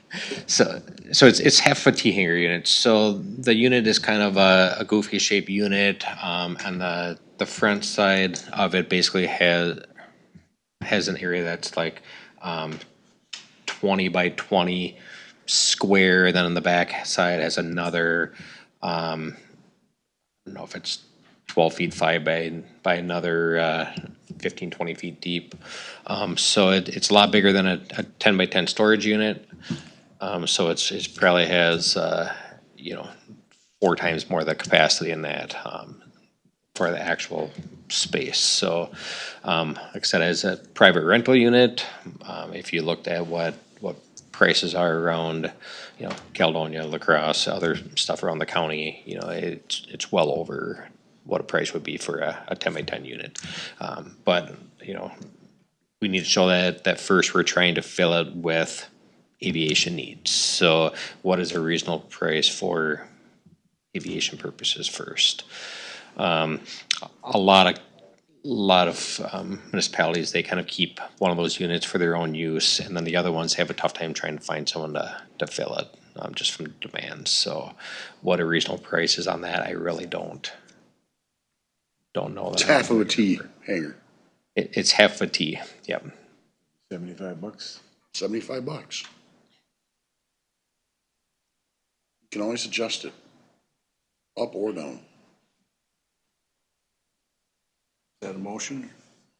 I was speaking out loud. Okay. So that's basically just gonna be used for aviation equipment, that people that have the hangars, right? Yes. Tools, parts. For the Red Barons, right? Not for everybody, just for the, or you Well, thinking you everybody? put it out there and see who the interest is. Whoever You know, leases it, right? they've reached out and expressed interest, but that doesn't mean that they're the only one that's interested in that. And then the next discussion after this will go on to how do we determine priority? So, Well, I think I'll make a motion that we charge $75 for the storage unit. Second. Any further discussion? Do think that's fair? Yep. We'll find out. There's no further discussion. All those in favor signify by saying aye. Aye. Opposed, same sign. The county's gonna rent the other one? Use it. yes, so we don't have a whole lot of stuff stored out there. We try not to store too much stuff out there because it either sits outside or we cram up our areas that we have. There's very, very little space to store stuff in the little maintenance area between the bathroom. The electrical building is really small. Kind of the back area and the back side of the arrival departure building, that room had other fuel related equipment and stuff in it. So, but then there's the other posts and maintenance stuff that we have. So, Yeah, so initially, I think we should keep that and decide, you know, if we find out there's more demand, we can look at what to do with it, but at least Before it sells for initially, now. let's keep it. Moving on. Yeah, moving on to priority, so what we know out there is that the front row of hangers, the FAA is saying at some point that's gonna need to be removed. Timing of when that happens, that goes back and forth depending on which way the wind's blowing. Sometimes that's gonna need to be the very next project is to tear down that front row of hangers. Tie it to a project that's gonna realign the apron connecting onto the runway to the end of the runway. So the FAA is saying that's gonna be the next project funded because we are not gonna allow you to do anything else with federal funds until that's moved. Another meeting, they have, you know, you try to convince them to go another route and not force that front row to be torn down, and they might say, well, you know, maybe we'll allow you to do something else first. But the bulk of the meetings, the FAA is saying that front row of hangers is gonna need to go. So those people are gonna be displaced, we're gonna need to kick them out of that unit or off that land. Those hangars need to be torn down, of which we can use federal funds to remove those units. So the airport commission thinks that row of hangars should have the first priority over these new T hangar units because we wanna keep them at the airport. We don't wanna lose any We don't wanna planes. lose any more planes than we have. And then once we get beyond that front row, do we want to offer up the rest of the T hangar units to people that are already based at the airport? You know, they have a plane out here, they use the airport. We wanna have them be given second priority, or do we not want to prioritize them over the someone that's not based out there? And then you get to everyone else that is not currently based at the airport. You know, do they get third priority, or are they in same line as everyone else that's not going to be displaced? So we have 2 rows of T hangers now, correct? But we have 3 rows. First row is going to be moved. There'll be 2 left, and that second and third row, there should not be a reason to have to remove that from the aviation purpose. So they could stay there. They could stay there in those rows. I would think the first row should have the first option, because they're gonna have to eventually move, probably.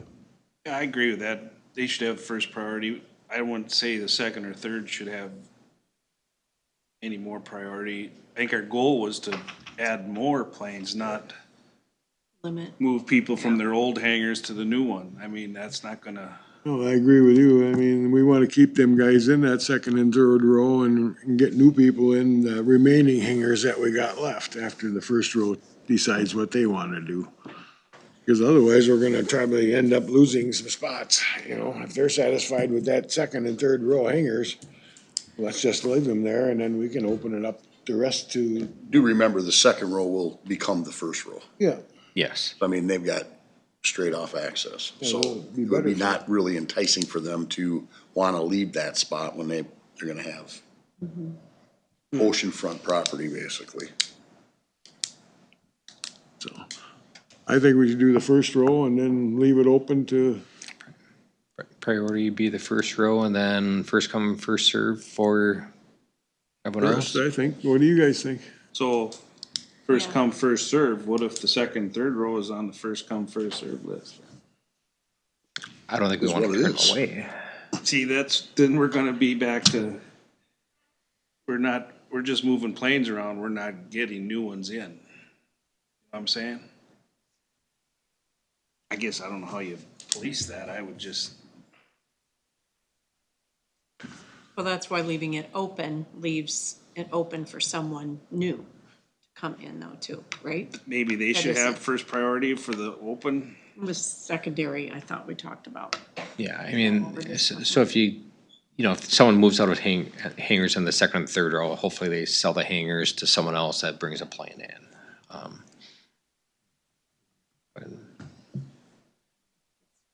The unknown, because we're kind of, you know, leaving it up to what's gonna happen and who wants what.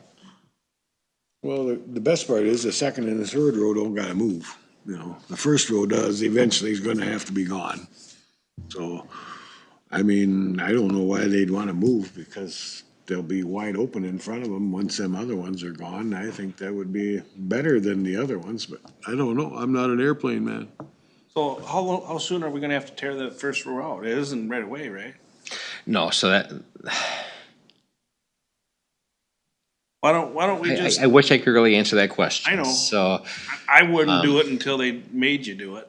yeah, and some of it too becomes on, if we have a bigger plane, the next size up of planes from what's based out there now in their different category, that'll essentially force the county to, depending on, if you have a plane based out there that gets used on a regular basis, then that would kind of force us to no longer lease that land and remove that hangar. So, it could be, it could be in January, it could be 10 years.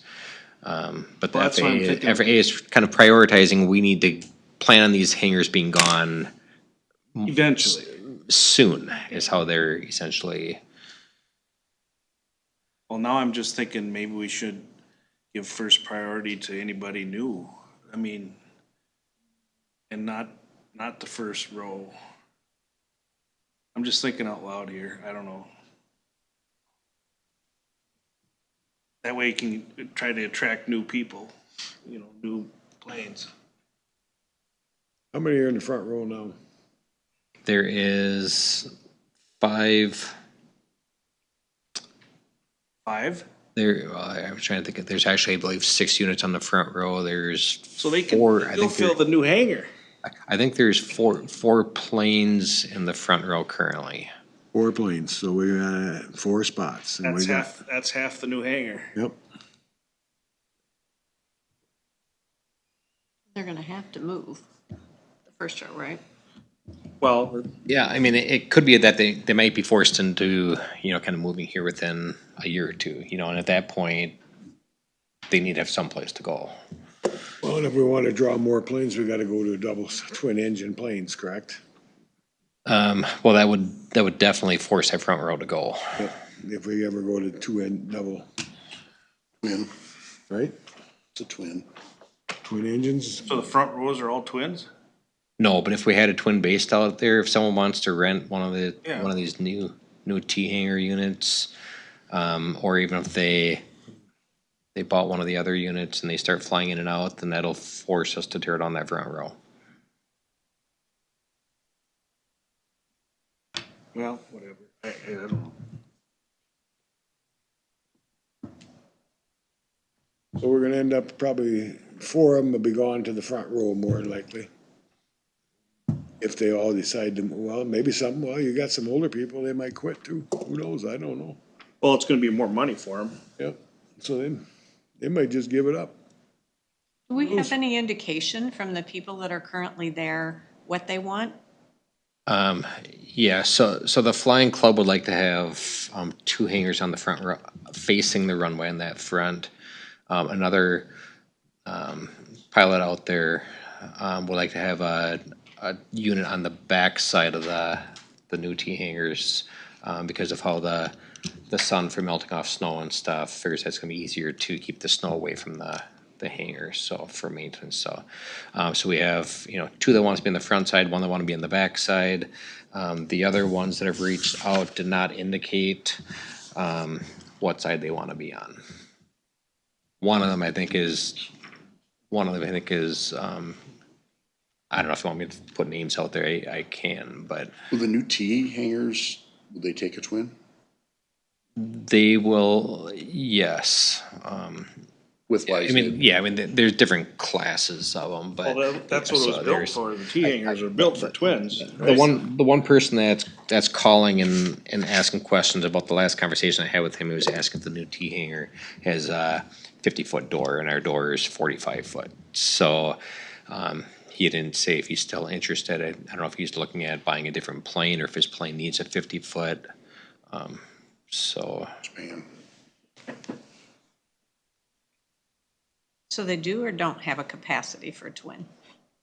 There is, but there's Different sized twins. Yep, yeah, I know. There's B1, B2. Yep. There's the smalls, the large, the different. I recall that's what this project was promoted for, Yeah. is to attract twin engines. Yeah, so the hangars are designed where they can go up one classification plane size and still fit them in these units,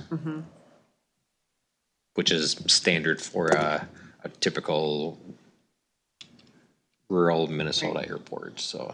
So we might have a bunch of people waiting to get in there with twin engines then. We could have that possibly. We very well could. My only concern, I don't know how you police it, but we just have a shuffling of planes that are already there into the new hangar, and then we have these old hangars that nobody wants. Or we can't rent. So, Yeah, I mean, the goal is ultimately we need to get our plane count to go up, you know, at least 1 or 2 planes from where we're at. We're at that bare minimum we're threshold. at the bare minimum now. If we lose one, we'd lose our We can lose our entitlement funds. Yes. entitlement funds. Well, what do you guys wanna do? What Greg suggested first? I don't know, I mean, they were there first, they kinda got the airport going. I think the first row should probably have priority at the new hangars. Already with the first row that's gonna get tore down. Yep. And then Open book. come Then first open serve. up for I think that. it's open, yeah, I agree. Then open after that. Alright, did we have a motion, a second on that? No, that was, we were thinking out loud. You wanna make that motion? Yeah, I'll make that motion that the front row gets the first Priority. priority. Second. Any further discussion? Should we put in there then it's open to the public after that, or do we just wanna leave it at the front? It's open. That's part of the motion, right? Open to the pub, open to, Wanna put that in there? open to new, is New. that good? Yep. Alright, Could just say the first row gets priority and then, after that, it's Yeah. first come, first serve. or, Let's do that, that Well- sounds better. yeah, All right. just to open it. First come, first serve. Any other discussion? All those in favor signify by saying aye. Aye. Opposed, same sign. The only other question I have then with this is, so how long do we want to give this? I'm assuming that we want to give notice to that first row tenants, so that way they're aware of it. Yep. How long do we want to give them before we open things up? Do we give them like 30 days? And then at that point, start filling them? Because we don't have a schedule yet for when the hangars are gonna get built. Initially, what the plan was to get everything done, that can be done before winter. So we don't know if the building shell is gonna be ready to go up this fall, or if it's gonna be next spring before the buildings are finished. But there's a potential that things are gonna be done January 1st. Greater likelihood is probably to be ready on, you know, right away in the spring, you know, I would say May. I think it's 30 days after they're available to put something in it. Your choice. You mean after they're built? Hangar's ready to put a plane in it. You have 30 days if you want it, then it's open to anybody. Otherwise, it's kind of hard to have them You can't hold them tell forever. you, yeah, Right. ahead of time when I they don't think even 30 know. days is reasonable. 30 days beyond construction completion. You need a motion to that, or no, you're gonna, It's That's kind just of a- managing Yep. it, isn't it? Yeah. Okay, They probably won't be done, well, they could be done by January, but probably not. What do you think, Brian? it's all gonna depend, and I It know that started. the contractor's been pushing to get a build date for the building shell, and they're still working on getting that, so, but they were hoping to, yeah, hopefully get in there and get going here in the next month. So by 1st of January, they're gonna have to make up their minds, more or less. Weather permitting. Weather permitting, ideally, yes. So, anything else? not for that. All right, we'll move on to action item number 2, consider affirming grant and have an interim administrator resign the resolution with a corrected project number. Okay, so this is just an update to the resolution. So at the last meeting, the resolution referenced the different grant numbers. So essentially, it's reapproving the resolution with the correct number that's gonna tie it to the right grant. Make a motion to approve with the correct Motion number. to affirm. Have be it that too. Second, Motion's been made and seconded to affirm. Any further discussion? If not, all those in favor signify by saying aye. Aye. Opposed, same sign. Number 3, consider approving BA 8/19/25 Crackfield Grant Resolution Number 2526. Yep, so the resolution that was approved at the last meeting was tied to this grant. So this is kind of how, there was two grants that were submitted by the FAA, and in the process of that, they were also modifying grants and changing numbers. They issued, they pulled, they reissued, that they also threw in this other grant. So what this one is, it's for the crack sealing project that was completed at the airport in 2024. This is to reimburse the county. Cost of the crack filling was $40,523.09, and this grant will give $38,496 in FAA funds instead of having all that project being funded with local funds. Motion to approve that. Is there a second? Second. Any further discussion? If not, all those in favor signify by saying aye. Aye. Opposed, same sign. All right. I think we're done with you. Should be it. Thank you. Thank you, Brian. Marathon. Number 4, considering approving an interim use permit to operate a cannabis microbusiness in the Agricultural Protection District in Houston Township for Seth Brown and Dorian Keenan. Did I pronounce that right? Dorian? Is it? Good morning. So as Eric said, the applicants are requesting an interim use permit for a microbusiness, cannabis microbusiness with a cultivation endorsement. This was one of the hearings at our July agenda, and we just asked to kind of hold it back so Eric could be present when it came before you guys. These guys have received a preliminary approval as social equity applicants based on one of the applicants' time in the service. So a microbusiness, I'm not sure if you had a chance to look through your packet, they actually can operate kind of different facets, grow, make, sell, and buy out of that. But then it's further broken down by endorsement types. These guys have only requested cultivation endorsement from the state, and then also as the basis of this request, this is not including retail at all. And they are aware that that can't take place at this location based on it being designated as a district. When this went in ahead of the Planning Commission, most of the discussion was based on just site limitations. This is a very small parcel. There's very limited building envelope, and that building envelope then also is in floodplain. This is something that the applicants were aware of when they purchased the property. They had been in contact with myself, and then we also worked with the DNR to make a determination on that, or I should say the DNR made a determination on that floodplain and was willing to call it flood fringe, which meant that the applicants have an option to build there. And then it just depends on whether they can elevate or wet flood proof the building. And the building permit, whatever they kind of decide on for final and submit to the building permit will then determine some of the requirements that we have from it through that process. As far as the findings, the Planning Commission did put on some additional conditions. In addition to our standard 2, they required that they plant and maintain scent masking plants such as lavender, calendula, and basil. They added a 4th that carbon filters shall be used in all greenhouses, and a 5th that perimeter fence should be placed around the grow area, shall be 8 feet high with angled barbed wire around the top and contain gate locks. The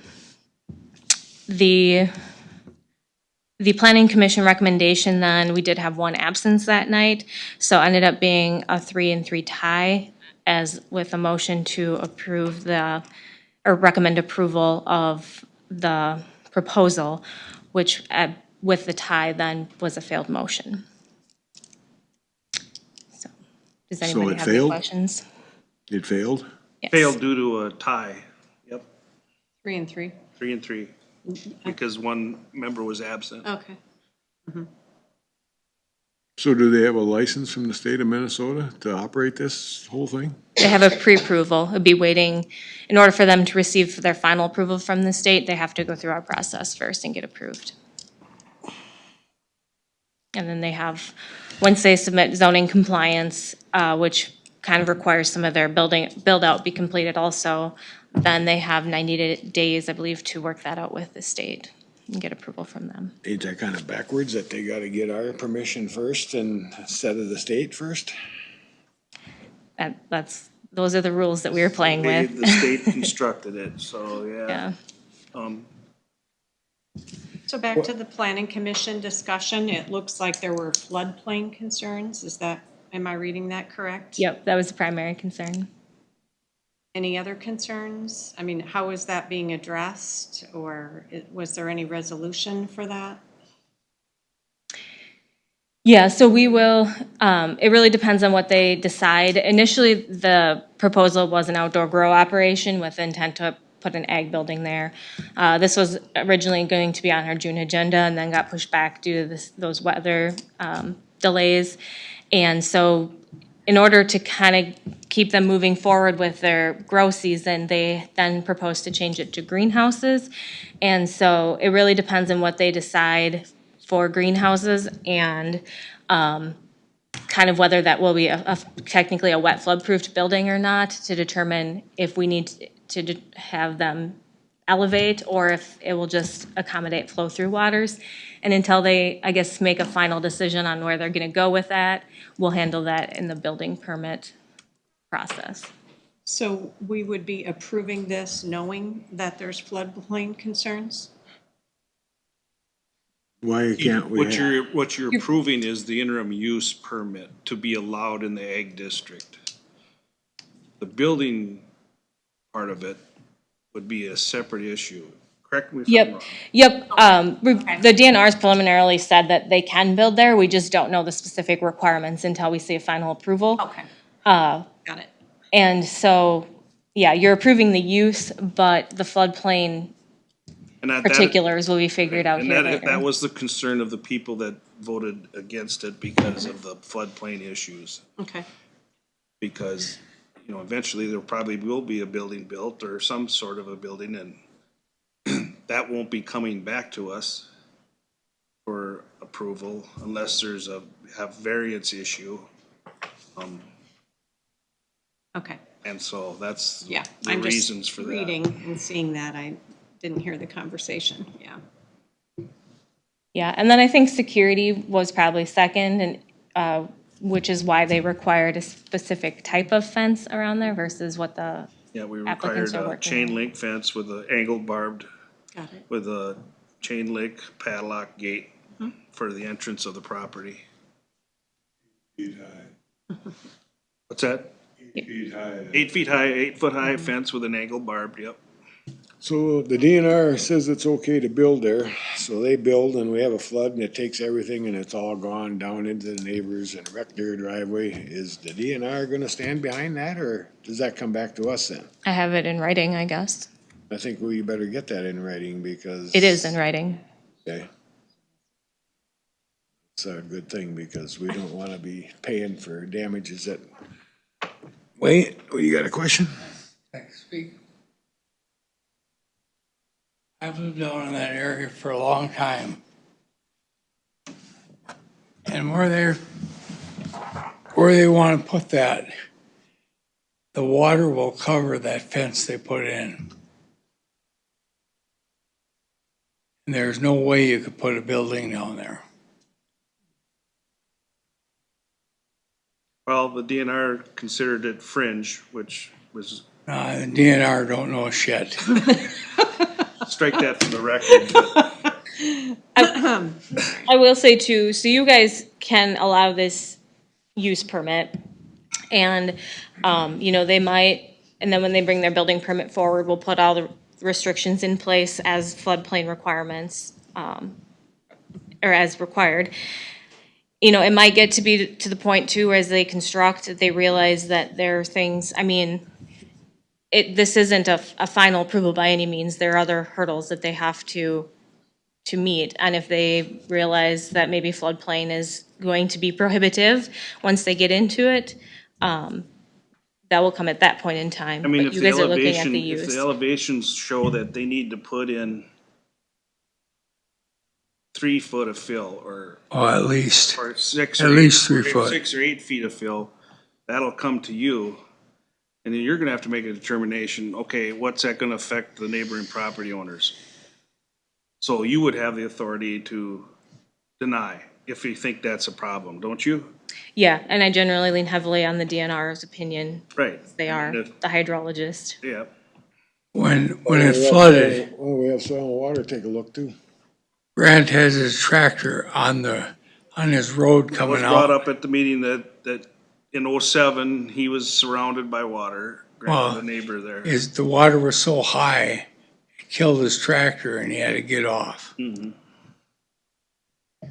Hey, Amelia, you mentioned, or I know in the notes, there are some public comments or the residents nearby have commented. Were those safety concerns or what were the concerns that people had? Correct. The two in the packet were just the type of business it was that was being proposed. And then at the hearing that night, I'd say the primary one was the floodplain.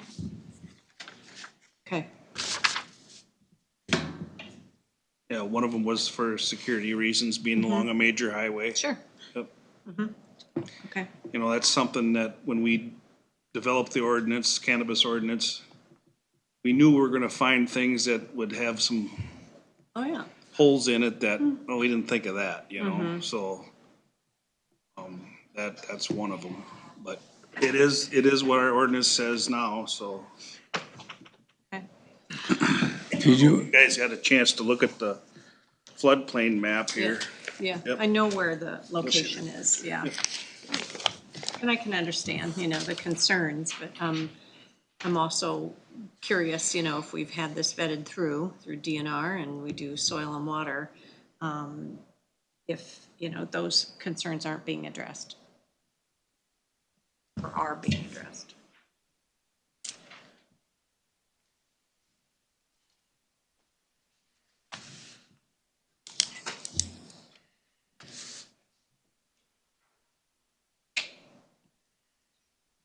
So I guess what we're up to here is to whether we want to approve it or not. It was recommended denial because of this tie vote. So And it shouldn't be here. I mean, that's denied. that could be a, if you know the history of that land, it was Shaple's land when he was married, yeah, we don't need to get into that, Wayne. you know. Yeah. I asked you to go back, so we don't, we don't want to get into that stuff. Thanks for the input. Yeah. So.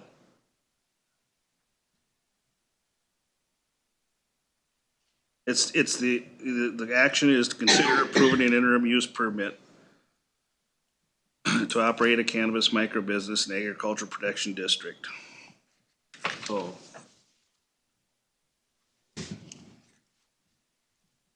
Is anybody gonna make a motion to do that?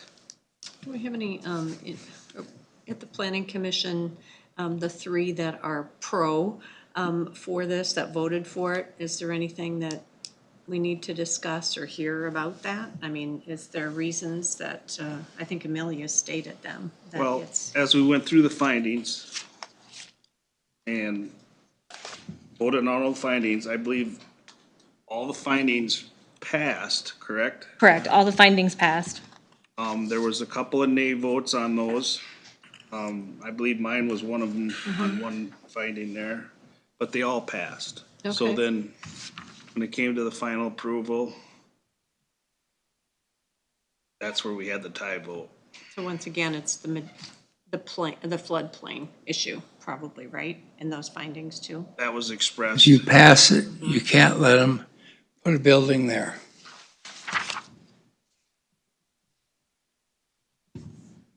Franklin? I think everybody can hear me and my voice carries. Wayne, could you go back and let Franklin come up? Yep. We'll also let those two gentlemen come up too. Franklin, come on up.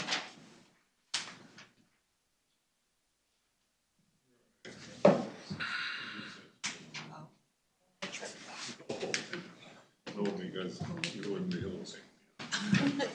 So it's legal to grow marijuana on ag land now? Is that the way it works? That's the way the ordinance reads, yep. That's what the ordinance reads? It's a crop. Crop. stage.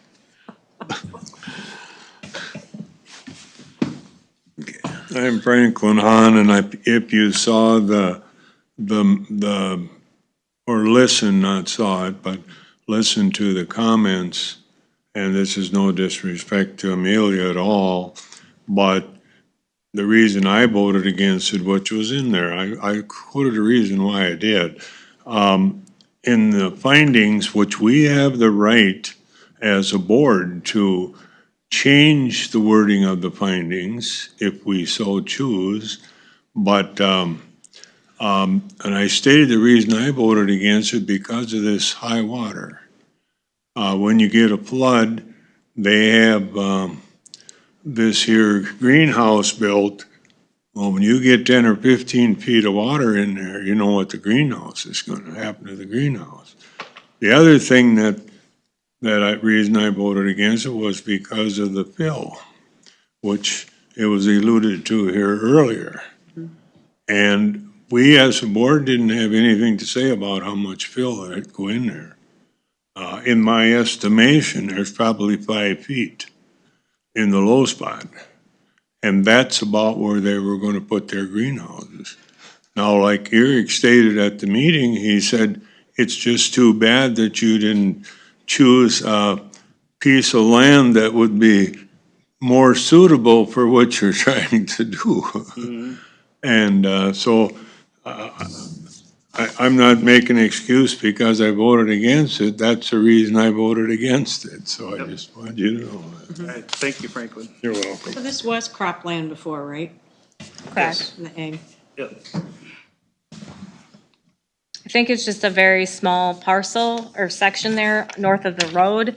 And so it has been listed for a while, just because it's a hard piece to get into, I would imagine. And the fact that you're limited by what you can do there because of the right-of-way setbacks. Sure.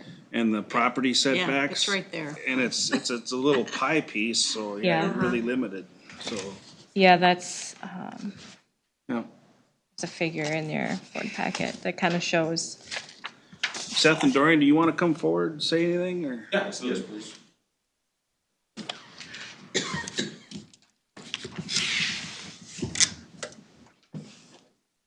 What you guys.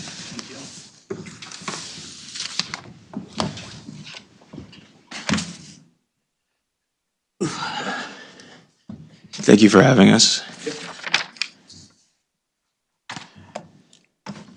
Okay, so I know we're Your talking, names first? Seth, I'm Seth. Yes, and Dorian Keenan what's your last name? Brown. Brown, okay.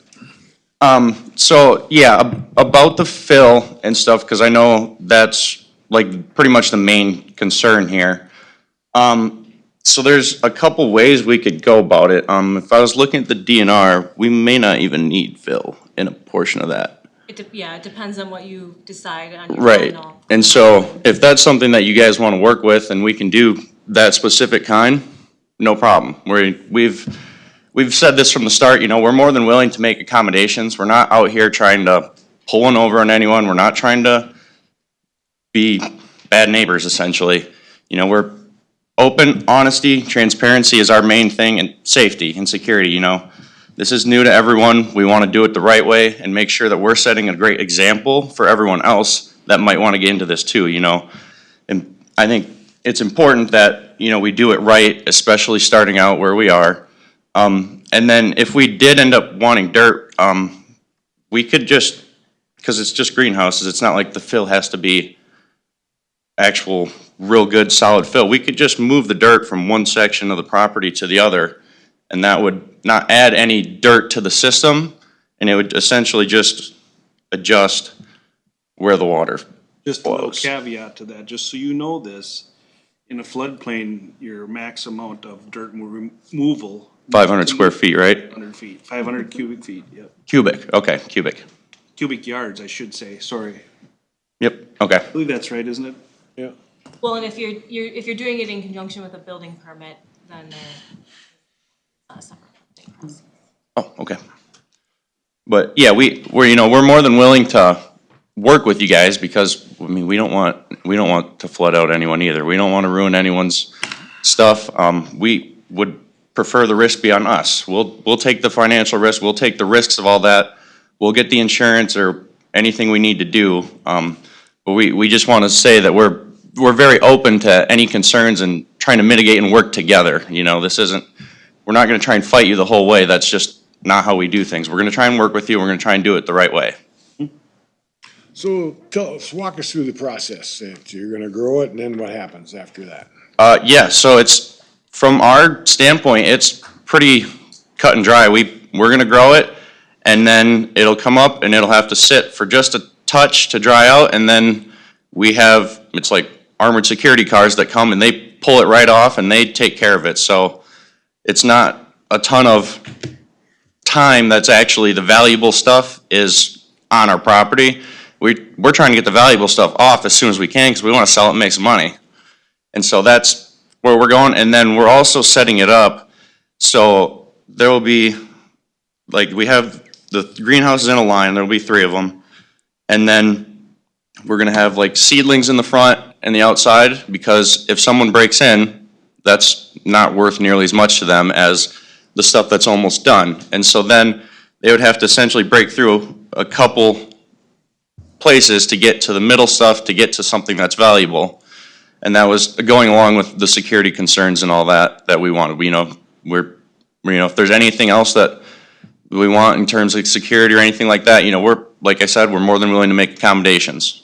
So these trucks come and pick it up, where does it go? Is it going to a dispensary or some? It'll usually goes to a wholesaler, so it'll go up to either somewhere in the cities where it'll get processed down into something, or it'll go right to like a backside of a dispensary and they'll package it and sell it.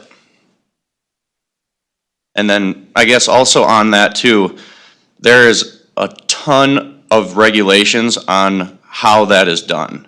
So I can't just go, here Amelia, I want $100. Like, no. When the security guy comes to pick it up, we sign off on it, they sign off on it. And then the security trucks are under camera, our property is under 24/7 surveillance. So then it's gotta go up, and then when it gets received, sign off on it, all the amounts have to match. That'll get audited by the state regularly. We will also get audited by the state regularly to make sure that we're doing what we say we're doing. And I believe that was added into the last findings too, that they wanted to be able to come check things out. Yeah, no problem, just let us know, we'll let you come in, we'll take you around, show you a tour. I guess that's what I got for now is, you know, like I said, we're trying to be honest and open people here, we're not, you know, trying to be.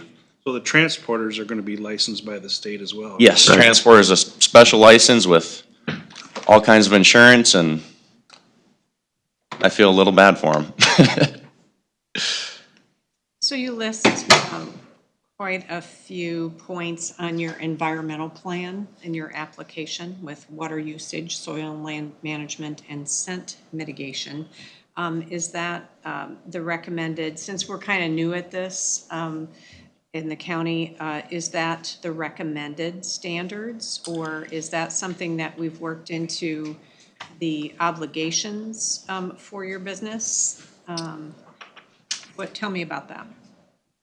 I don't think it's required, but it's definitely something that we'll focus on. I mean, especially, very outdoorsy person, I love it. I did go to school my minor was in earth sciences and environmental sciences, so I do have at least somewhat of an understanding on how it's supposed to be going, and all that. Let me pull it up here. Because there's quite a few, it's just your environmental plan, but you also have an operational plan that I see in your paperwork here. So it looks like you've thought this through. My question is just, is this what is actually going to happen? Or is this something that looks like a plan you should follow? No, yeah, we absolutely intend to do what we say. I mean, we're men of our words. We say we're gonna do something, we totally intend to do it. Much of that's from OCM application as well, correct? Yep, and a lot of it is from the OCM application. Okay, yeah, that's what I'm asking about, yeah. That requirements. And that is why where we got some of the conditions from is Sure. the lavender, basil, whatever the other one is. One of those three to help mask the scent, the carbon filters, if there's greenhouses on the filter, on the exhaust. And then the security fence, that's the big one, is the chain link security fence. I have a picture of one that, like an example one, if you'd like to see it. Take the one you had up, down? No. No, it's just gonna go around that. We'll take that one down here once we get the next one up. So it looks like there's We're gonna compliance. require now 5 fences. The 342.25 cultivation Electric, operations. speed, electric. So this is something that you need to do for the requirements, correct? I think we're getting That's way listed off on here. track. So you're intending building 3 greenhouses in that area? Yep, 10 by 20 would, what they would be, just only, it's 600 square feet.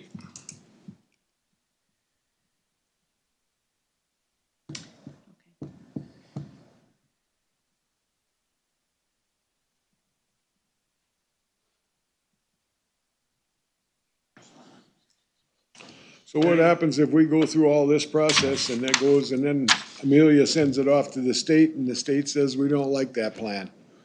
So is it done? Is your license over with? For that spot, yeah, we could. That spot? Yep, if the state comes in and says too bad, the state said too bad. Well, if the state comes in and said you're in a Right. floodplain, you can't do it, is that gonna be acceptable? Well, that's probably Just not because gonna happen. if this was to get approved here, doesn't mean that they're gonna get their, License. Correct. they still have to get approval from the state. And the state does come do a site visit as well, so they come in and inspect the site before.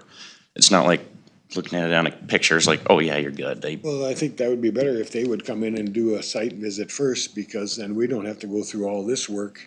If they say it ain't gonna work, then why do all this permitting and stuff? Why go through all that work? Be contingent. I would say if the state would come down and say it's permittable, I think then we should process. But otherwise, if the state, I think it's stupid to go through all the work if the state says no. Not disagreeing with you, but unfortunately, this is the process the state has laid out, so. Yep. Yes, we need to move forward in order for them to even get the option to have OCM come down. This is the step that you need to take, yeah. Yeah. And an interim use will be invalid after a period of inactivity if something was to fall through on their part. Again, like an interim use isn't tied to the land like conditional where somebody else could come in and kind of take over. So after we get this all done, it's sent up to the state. State says it's not a good deal, it's done. Correct? Terminate? And also, what Amelia was getting at is if they don't follow through with their interim use conditions. So like, let's say the fence doesn't get done, well, then it's not change, it can't go on to a new owner either. It's just for these 2 guys here, so. Their application. Yep. Yeah. Yeah, there's a lot of guidelines in place, so. It's laid out for you. And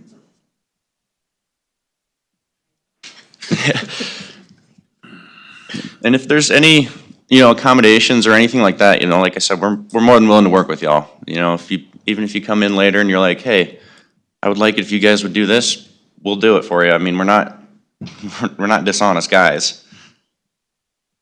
I guess I can sit here and tell you that till I'm blue in the face too, can't I? No, I get you. So. The action on the floor is to whether to approve the interim use permit to operate a cannabis microbusiness in the ag district. Do we have a- Would it be wrong to have Soil and Water look at it to see if we have to put in so much fill, or they could help guide us in this? I don't always agree with the DNR. I think we pay the Soil and Water. Why don't we have them look at it? If you wanted to add that to a condition, Yeah, I think that should be added, because, if they think it's buildable, fine, we'll go along with it. If they say we can add 4 feet of fill and build, I'll go with it. But just being in a flood zone, I don't like that idea. So would you want that on as a condition that they need to, I guess, is that, Are they gonna have an issue with feeling like they are liable if they say well, that this is okay? Because we are actually the floodplain administrators, not the soil and water. right, so I think they need might to decline review it. they might decline it. They can review. I don't think we're asking them to sign and approve and say it's No. okay. We just wanna get their help in deciding on if we need to put in 3 feet of fill or 5 feet of fill.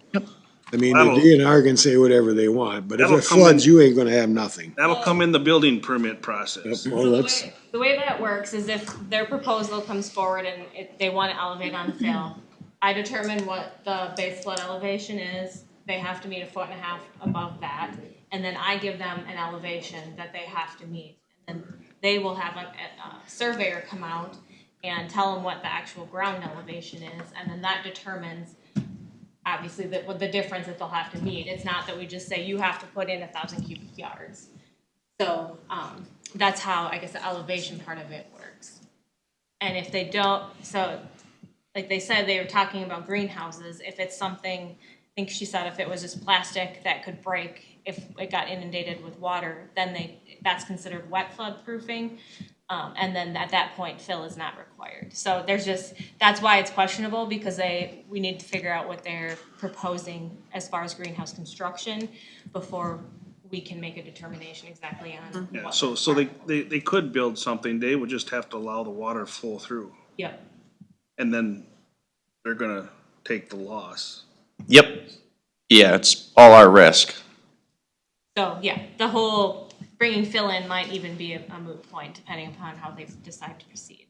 Eric, got a hand in the back. Yes, Larry? Name is Larry Gausted. I'm on the planning commission.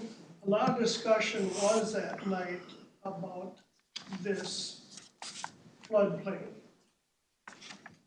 It seems like now, listening to what the DNR says, they kind of want to wash their hands of our ordinance of building a floodplain. We can't build a house in a floodplain. If this passes, my opinion is, why do we need a planning commission to go through this? If you overrule us. We spent a lot of time on this one, discussing it. We know the location, we know what the floods have done. If we get more rain tonight like they've had in Harmony, Spring Valley, we'll see the 2007 flood again. We know the destruction it had. I'm sure these young men have never seen that type of destruction we had here in 2007. I just believe that we as the planning commission have a voice, and we should really be listened to. We take whole heart in our job. I don't think this one should be allowed, in my own opinion. Voted against it. Half of the members. Half the members. Because it was a split vote, right? Yes. So that's, to me, and I know about the planning commission, I was on it, but I just want to be straight on that. It was a split vote, yeah. Just a very It wasn't- bad location. So therefore, it had to be denied because there wasn't a majority. Correct. I wouldn't call it a formal denial. Failed motion to approve. A failed Wasn't a motion. unanimous no. And I too agree that planning commission needs to, that's their recommendations, move forward to the board. And definitely, that's why we're bringing up all these considerations, and some of the points that were made during that, because that's important for us to hear, definitely. But I just want to make it clear that I heard that saw that there was half of the vote. And I just want to emphasize too, that that's our risk to take, if something bad happens, that's our risk, that's what we're getting insurance for, that's what we have things, obviously nobody wants to see catastrophe happen, but at the end of the day too, if the community's flooding out, I'm more worried about, are the schools okay, are the churches okay, are the hospitals functioning, than I think the last thing most people are worried about is the weed farm okay? Like, when it comes to a flood and stuff like that, and we probably share that opinion too. Well, there's other crops underwater as well, so. Yeah. Right. And I think we're getting this into the cannabis regulations and all that too, but this is a crop that we're talking about, right?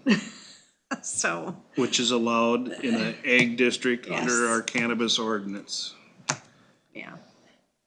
And that is the reason I voted the way I did, being on the planning commission. Mhm.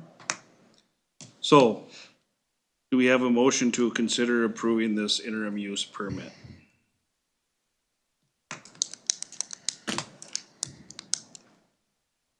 Do we have a motion?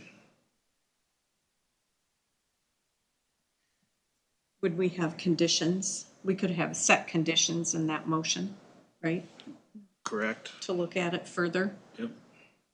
Can we move this to at least an opinion by Soil and Water rather than keep it dead in the water?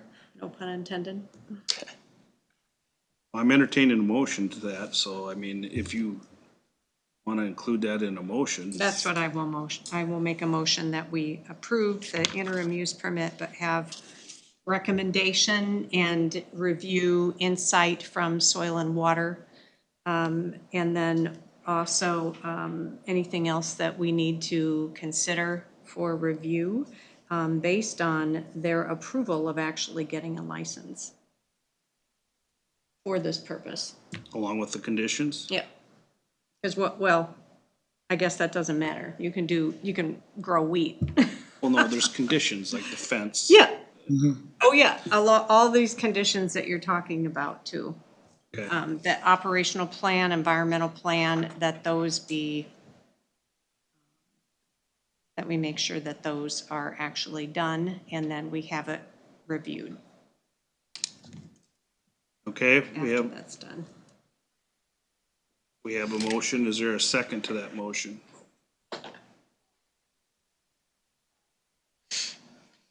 Do we have a second?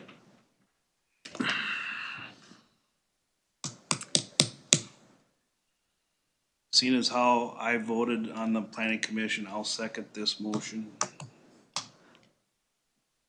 to approve with all the, as the motion states. Any other discussion?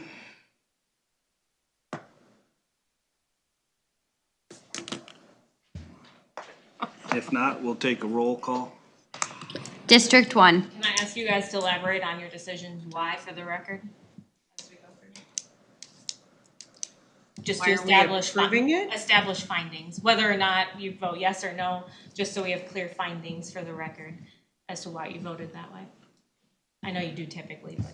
Yeah, when we do our vote, we can give our reasons why.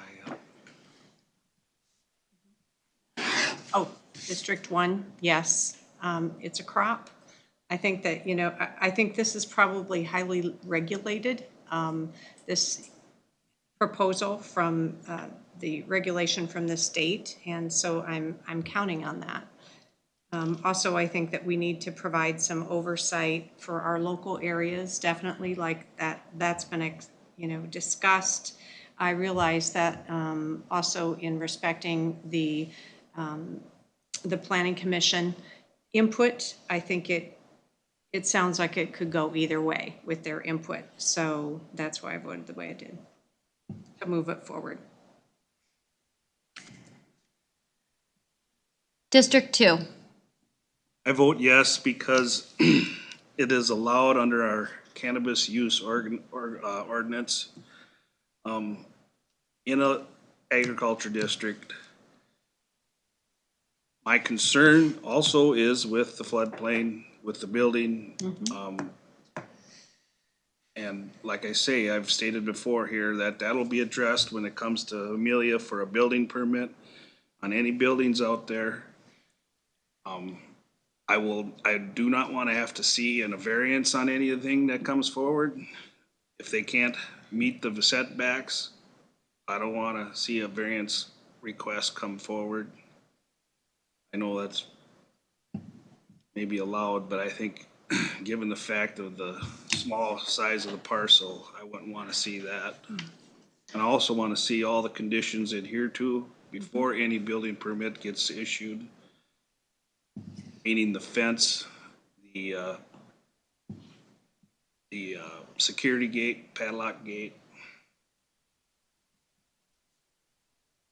So that is the reason why.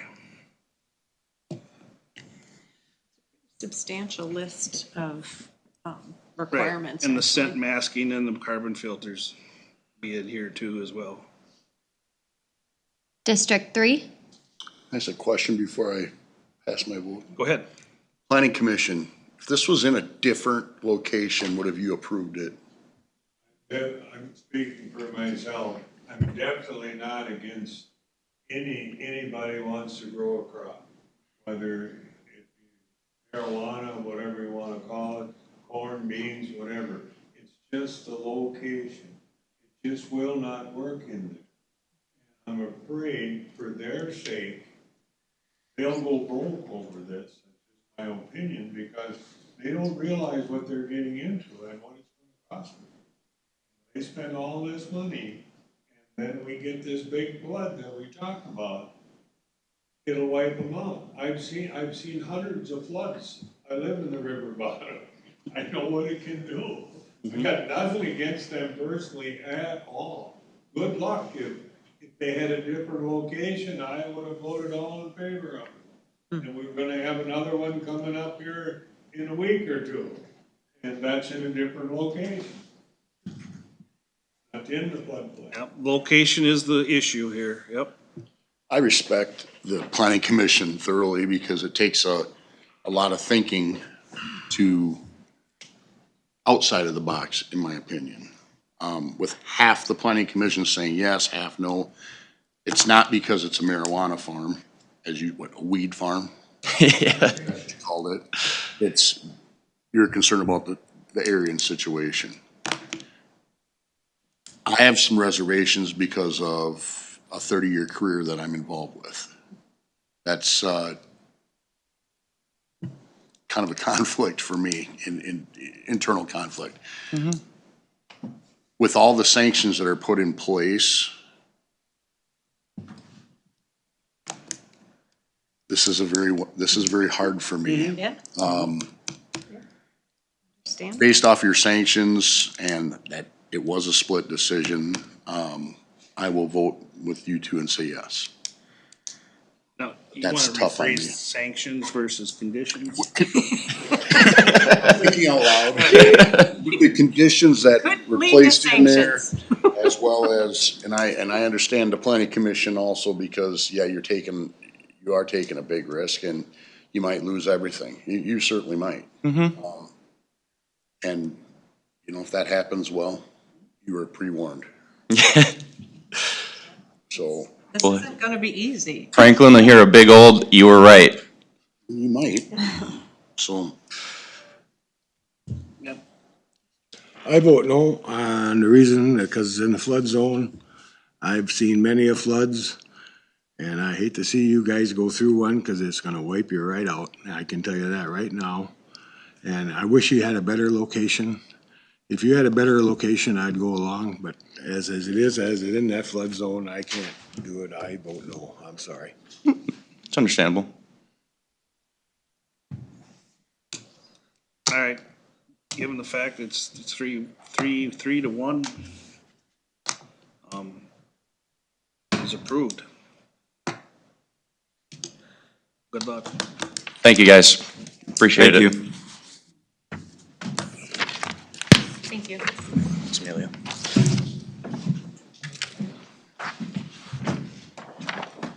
All right, number 5, consider approving a request for Snowpack Foods for a $125,000 EDA loan to build a cold storage facility in Caledonia.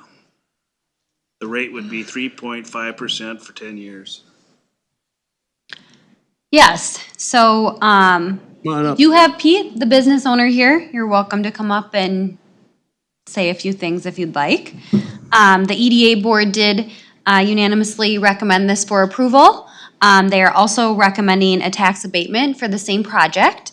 Cindy, you're on the board too, so you might have some comments here, but we feel that this is a really great project. Pete's gonna be building a new cold storage facility in the industrial park in Caledonia. The project will create jobs. He is also willing to lease additional space to smaller local businesses, and it's filling a huge need in the community for cold storage space. Yeah, we've been struggling with storage for a long time.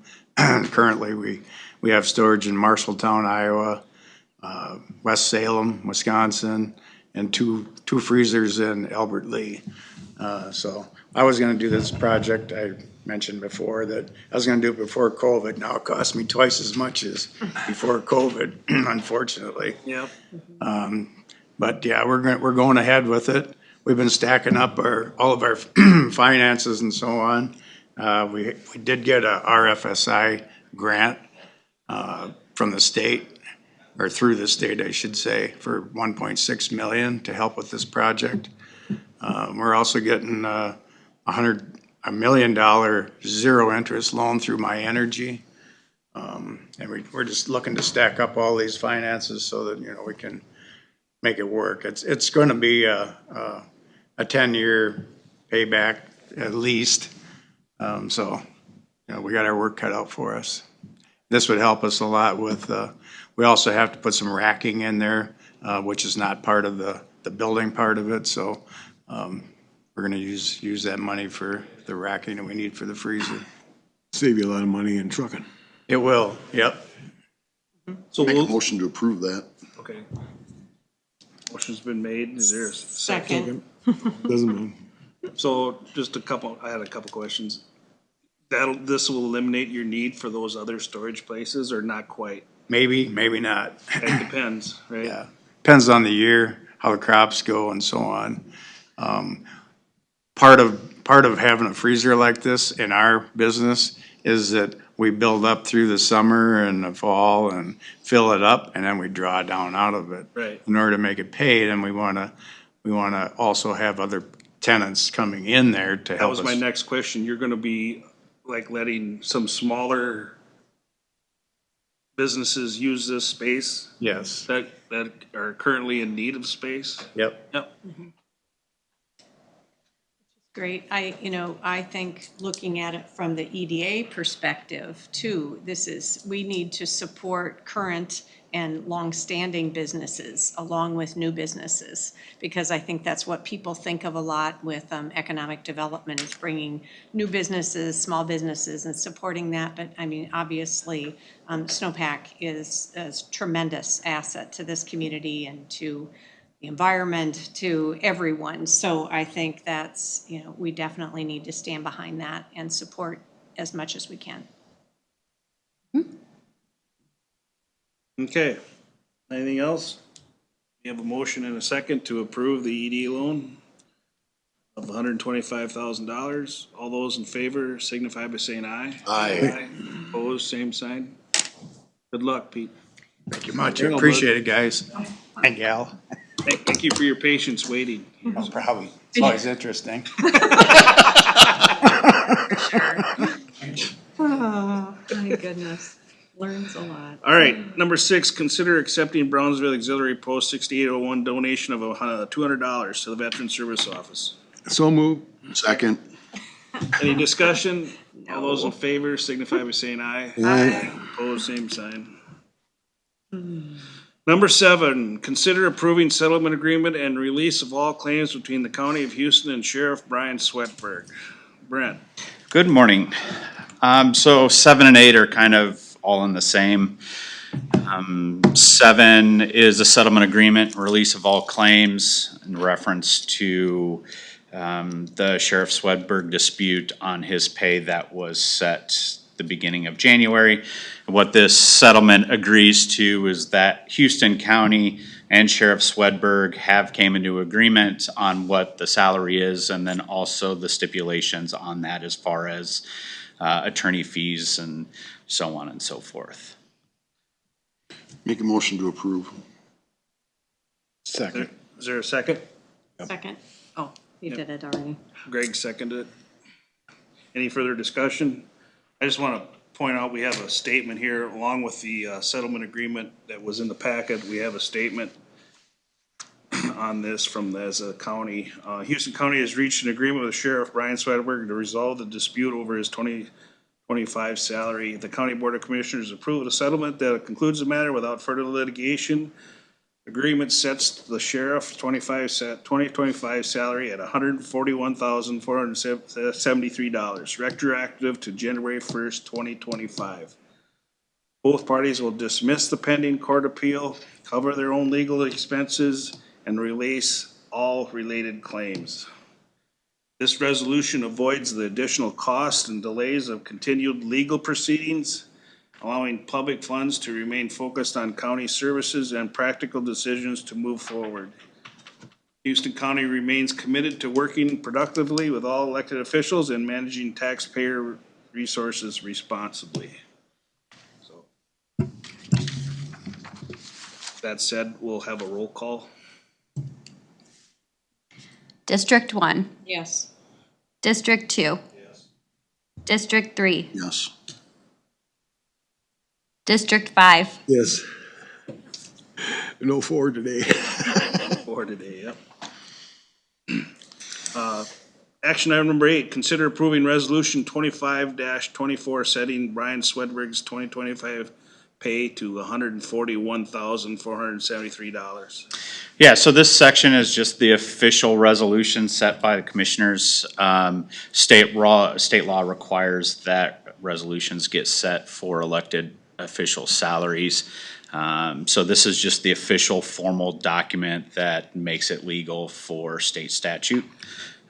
So I'll just read the resolution here. 25-24 is hereby resolved that the Houston County Board of Commissioners approve the annual salary as indicated below for the county sheriff effective January 1st, 2025, Brian Swedberg, for $141,473. And it is adopted in Caledonia, Minnesota on this 19th day of August 2025. So that is the resolution wording. So move. Is there a second? Second. Any further discussion? If not, we'll have roll call. District 1, Yes. District 2, Yes. Yes. Go ahead. District 3, Yes. Echo. District 5. Yes. You must have an appointment here coming up. Anyway, number 9, consider creating an organizational structure review committee and appointing Chairman Johnson, Commissioner Cindy Wright, and Interim Administrator Lapham with discussion regarding the purpose and committee structure. Carol. We've talked for years and years and years and years about having a review of the departments that we have and how they could possibly be combined, and we don't seem to move from that. So I'm looking to actually just, start this core committee so we can look at whether we're going to have somebody come in and take a look, whether Cindy has some, experience in this area. And then working with the personnel committee to see, where we could possibly move in this aspect.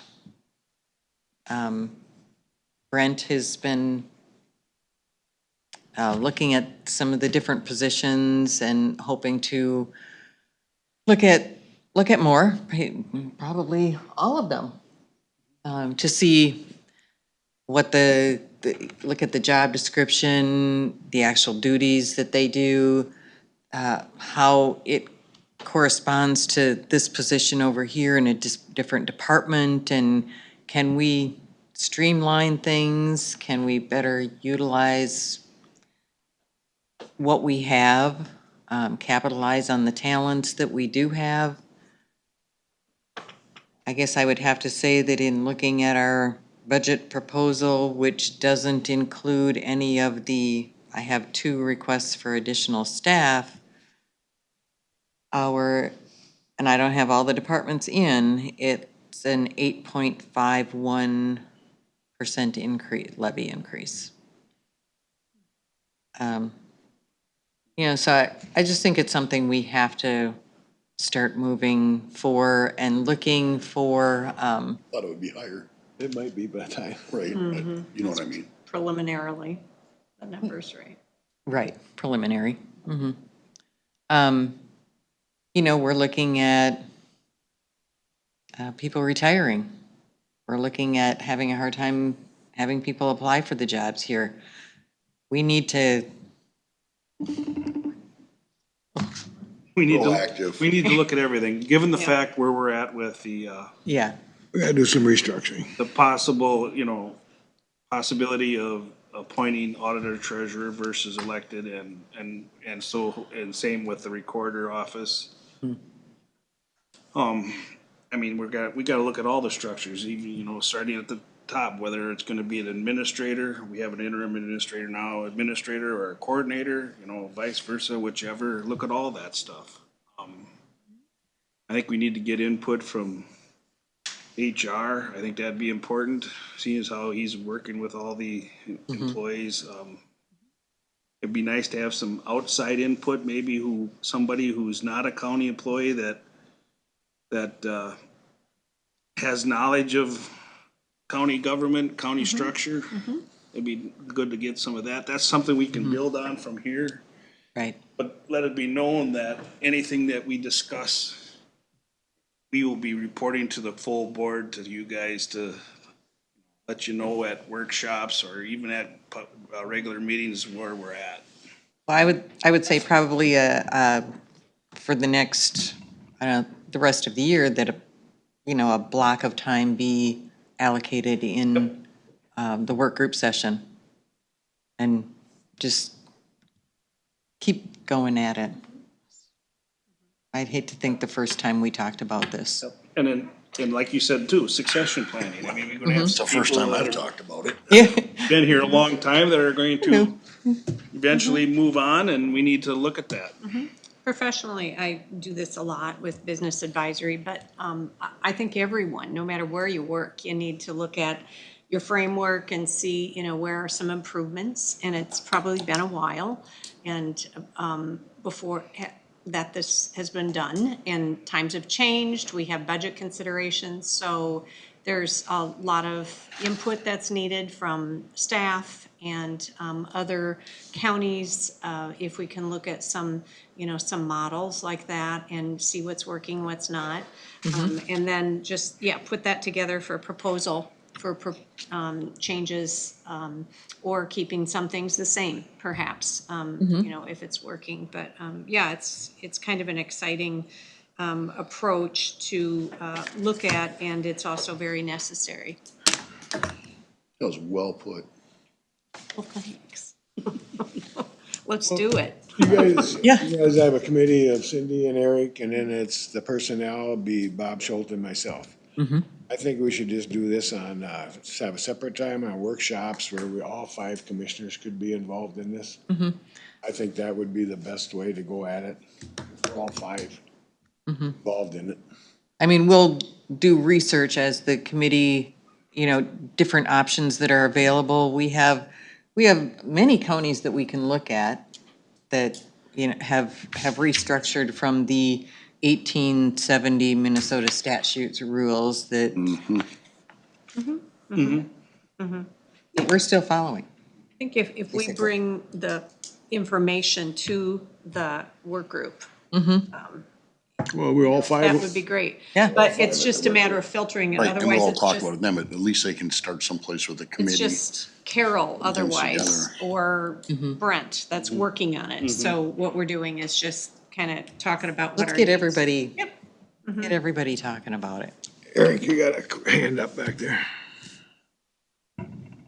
Wayne. I did that with Kill 'em, my Eric. minors about 20 years ago. Yeah, so we're 20 years late. No. You get some township officers, they'll tell you exactly what happens. County board. Yep. Being on the township for 20 years, I know what that's all about, so. Right. Be the best ones to do this. Yep. I'll make a motion to approve that. The Organizational Structure Review Committee. That would be what I'm making the motion for, sir. Okay. Is there a second to that? I'll second it. Any further discussion? All those in favor signify by saying aye. Aye. Opposed, same sign. All right, we'll move on. Number 10, consider approving fee increase for sheriff's deputy time from $85 to $120 effective 8/20/25. This increase is requested to offset the additional cost of deputy time based on the 2020-25 through 2027 LELS 237 contract settlement. Self-explanatory. Yeah, you know, sometimes they're requested to provide some security for a place, but it's beyond what we normally would provide. So they send them a billing, and it's typically overtime for whoever does it. So Be no different than the state patrol, assisting with moving large equipment or what have you. Or helping with a bike race. Or that, yep. And you have to stay with what your budget is, so I'd make a motion to approve that. Second. Any further discussion? If not, all those approve signify by saying aye. Aye. Opposed, same sign. Aye. Number 11, consider reviewing and approving payments. Anybody's had a chance to look at those payments? Is there any questions? Good. Is there a motion to approve? Motion to approve. Second? Second. Any further discussion? If not, all those in favor signify by saying aye. Aye. Opposed, same sign. All right, administrator updates. oh, yeah, we've just kind of been going through it, All right, what we've been so doing. what departments haven't come back with budgets yet? Sheriff, Human Services or Community Health? I think Human Services, it looks like they do have their net levy that they'll need, input into IFS. I don't have their Right. big spreadsheets like they usually provide. Surveyor, so we only have a couple. Okay. Or They have a all- timeline, Carol, when they're supposed to have it in? Well, I gave them until last Friday, the ones that didn't have it in. Because we have to set our preliminary levy in September. Right. Is it mid-September or 30? No, it's your last meeting of Last meeting in September. September? Yep, all right. We got a little time. Yeah. And I'll work on those two, getting them in, otherwise I'll send you preliminary, it looks kind of just like the monthly reports that get sent with, this year's change. So you can see that beforehand, and we'll see who you want to chat with first. Okay. Anything else? Yeah. All right. I don't really have anything to bring as of right now. Commissioner Wright, do you have anything? A few meetings in the last week, but the one meeting I want to mention, I had a WINLAC group with the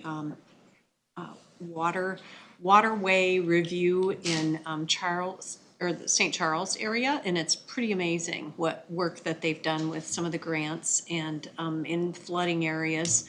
And this was after a few of our rains that we had. They actually had some big storms in that area at night. So our group actually went over and toured the St. Charles area and how the Whitewater River and the creeks come through the city and what they've done to kind of restore that area and make it less of an issue with, it's a little flatter basically in the terrain there rather than to have a lot of gullies and washouts. And also there's been 5 residences that have been, had input to that and also around their properties. So it's a good plan and it was good to see. I too will be having a River Watershed meeting coming up here the 25th of August, so we're actually gonna do a site visit on a project that they did. Okay, it's important to see, especially this year. Commissioner Zender. Nothing new on the ECB grant. Can I say something? Not yet.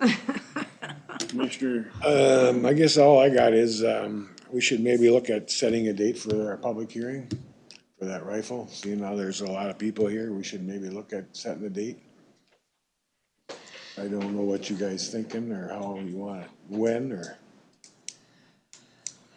Like, as I've stated before in a meeting, that I think we have some time here to just, to get all our facts, and it's gonna be brought up at our District 9 meeting here this October. And it's gonna be a discussion item at that meeting with the counties in this area, so I'd like to wait until we get I was more thinking, facts and more. I was thinking November sometime, after you guys have these meetings and stuff. I don't wanna set a hard date right now. I don't know what you guys think. I'd like to wait until we get our discussion with AMC on that. I would like to get through budget season before we start That dealing with too. that. Right. I mean, we've got a year and some months, so I'm not saying drag our feet, I'm just saying we got other things right now that we're sitting on solar yet. Yeah. We've got some things to think that we need to put forward and then bring that up then. Well, I'm fine with that. I just wanna It's great try to to get the input before that, so, Well, you know, constant Well, I- input. I've had a lot of phone calls Yeah. since this other deal. I mean, the first meeting that we Yeah. had a discussion on it, and emails as well. So When is it, October, what is the District 9 meeting? I can't I'll look in recall my the email. date right off the top of my head. I'll look at my emails. They're discussing it too, then we should wait till that's Yeah, done. it'd be interesting to see what And the just shoot me an email counties on are that, doing. I'll do that. because we should all be going to that. Yep. I got nothing else. When is it? Well, we'll get to that, October. I'll get you the dates. We'll be getting a notice in the email from I don't think we've gotten the, Ryan Erdman. I haven't seen that yet. So- we haven't gotten a notice that Yep. maybe preliminary. No, that's all I got. Okay. All right. Closing, what's that? District 9, Yep, October 27th in Winona County. that sounds right. Yes. Where do they usually have that at? St. Mary's College, or is that, you guys remember? I was there once. Carol? Doesn't say specifically. I mean, I guess it's in there new. They talked about it at the one in May. JDC. Yeah, I don't know, Yeah. probably. Okay. Closing public comment. Wayne, do you have a closing public comment you'd like to share with us? First thing I'd like to tell you is when you build those airplane hangars, don't let people put junk in them. That's what burned all the ones down in Rushford. You know, can you make a rule when you build them to put them in so they can't, Nothing flammable. Yeah, I think, well, it didn't matter. The one in Rushford burned down, well, there's 6 of them burned down because a guy had a heater in him. And the heater broke down and burned them all down. I think there can be rules put in place. It will be fine. Definitely. Yeah, Rules. I like rules. Except for those 2 storage ones, they can't store but an airplane, Yeah. right? The primary purpose needs to be, when, so it doesn't need to be. Okay, we'll take that under advisement, Wayne. oh, that's good. And then, the DNR, they're a waste of time. You know, you won't get anything out of them. You know, I think they've been told that once or two. I think if they got a bridge by my place, it's filled with wood and they won't clean it up. And the state does too, down by Bronzeville. Yeah, Yep. Okay, thank you very much. thank you. Thanks, Wayne. Is there a motion to adjourn? so move. I got one more comment I forgot to Oh, mention to sorry, you. sorry. You'll see in our paper of record, which is the Argus, the notice that we are gonna have the recorder and also auditor treasurer coming up for possibly going from appointed to elected. Okay, Yeah. So It's gonna be in the paper this week. Next week, September 2nd, will be your first public hearing, and then that's when you'll vote on the resolution if you'd like to, just in case you get a call about it. All right. It's gonna start being out there. All right, appreciate that. Yep. When is the public hearing? It'd be September 2nd. September 2nd. That's coming up. All right, let's get that down. All those in favor of adjournment? Aye. Aye. Opposed, same sign. Thank you. Motion,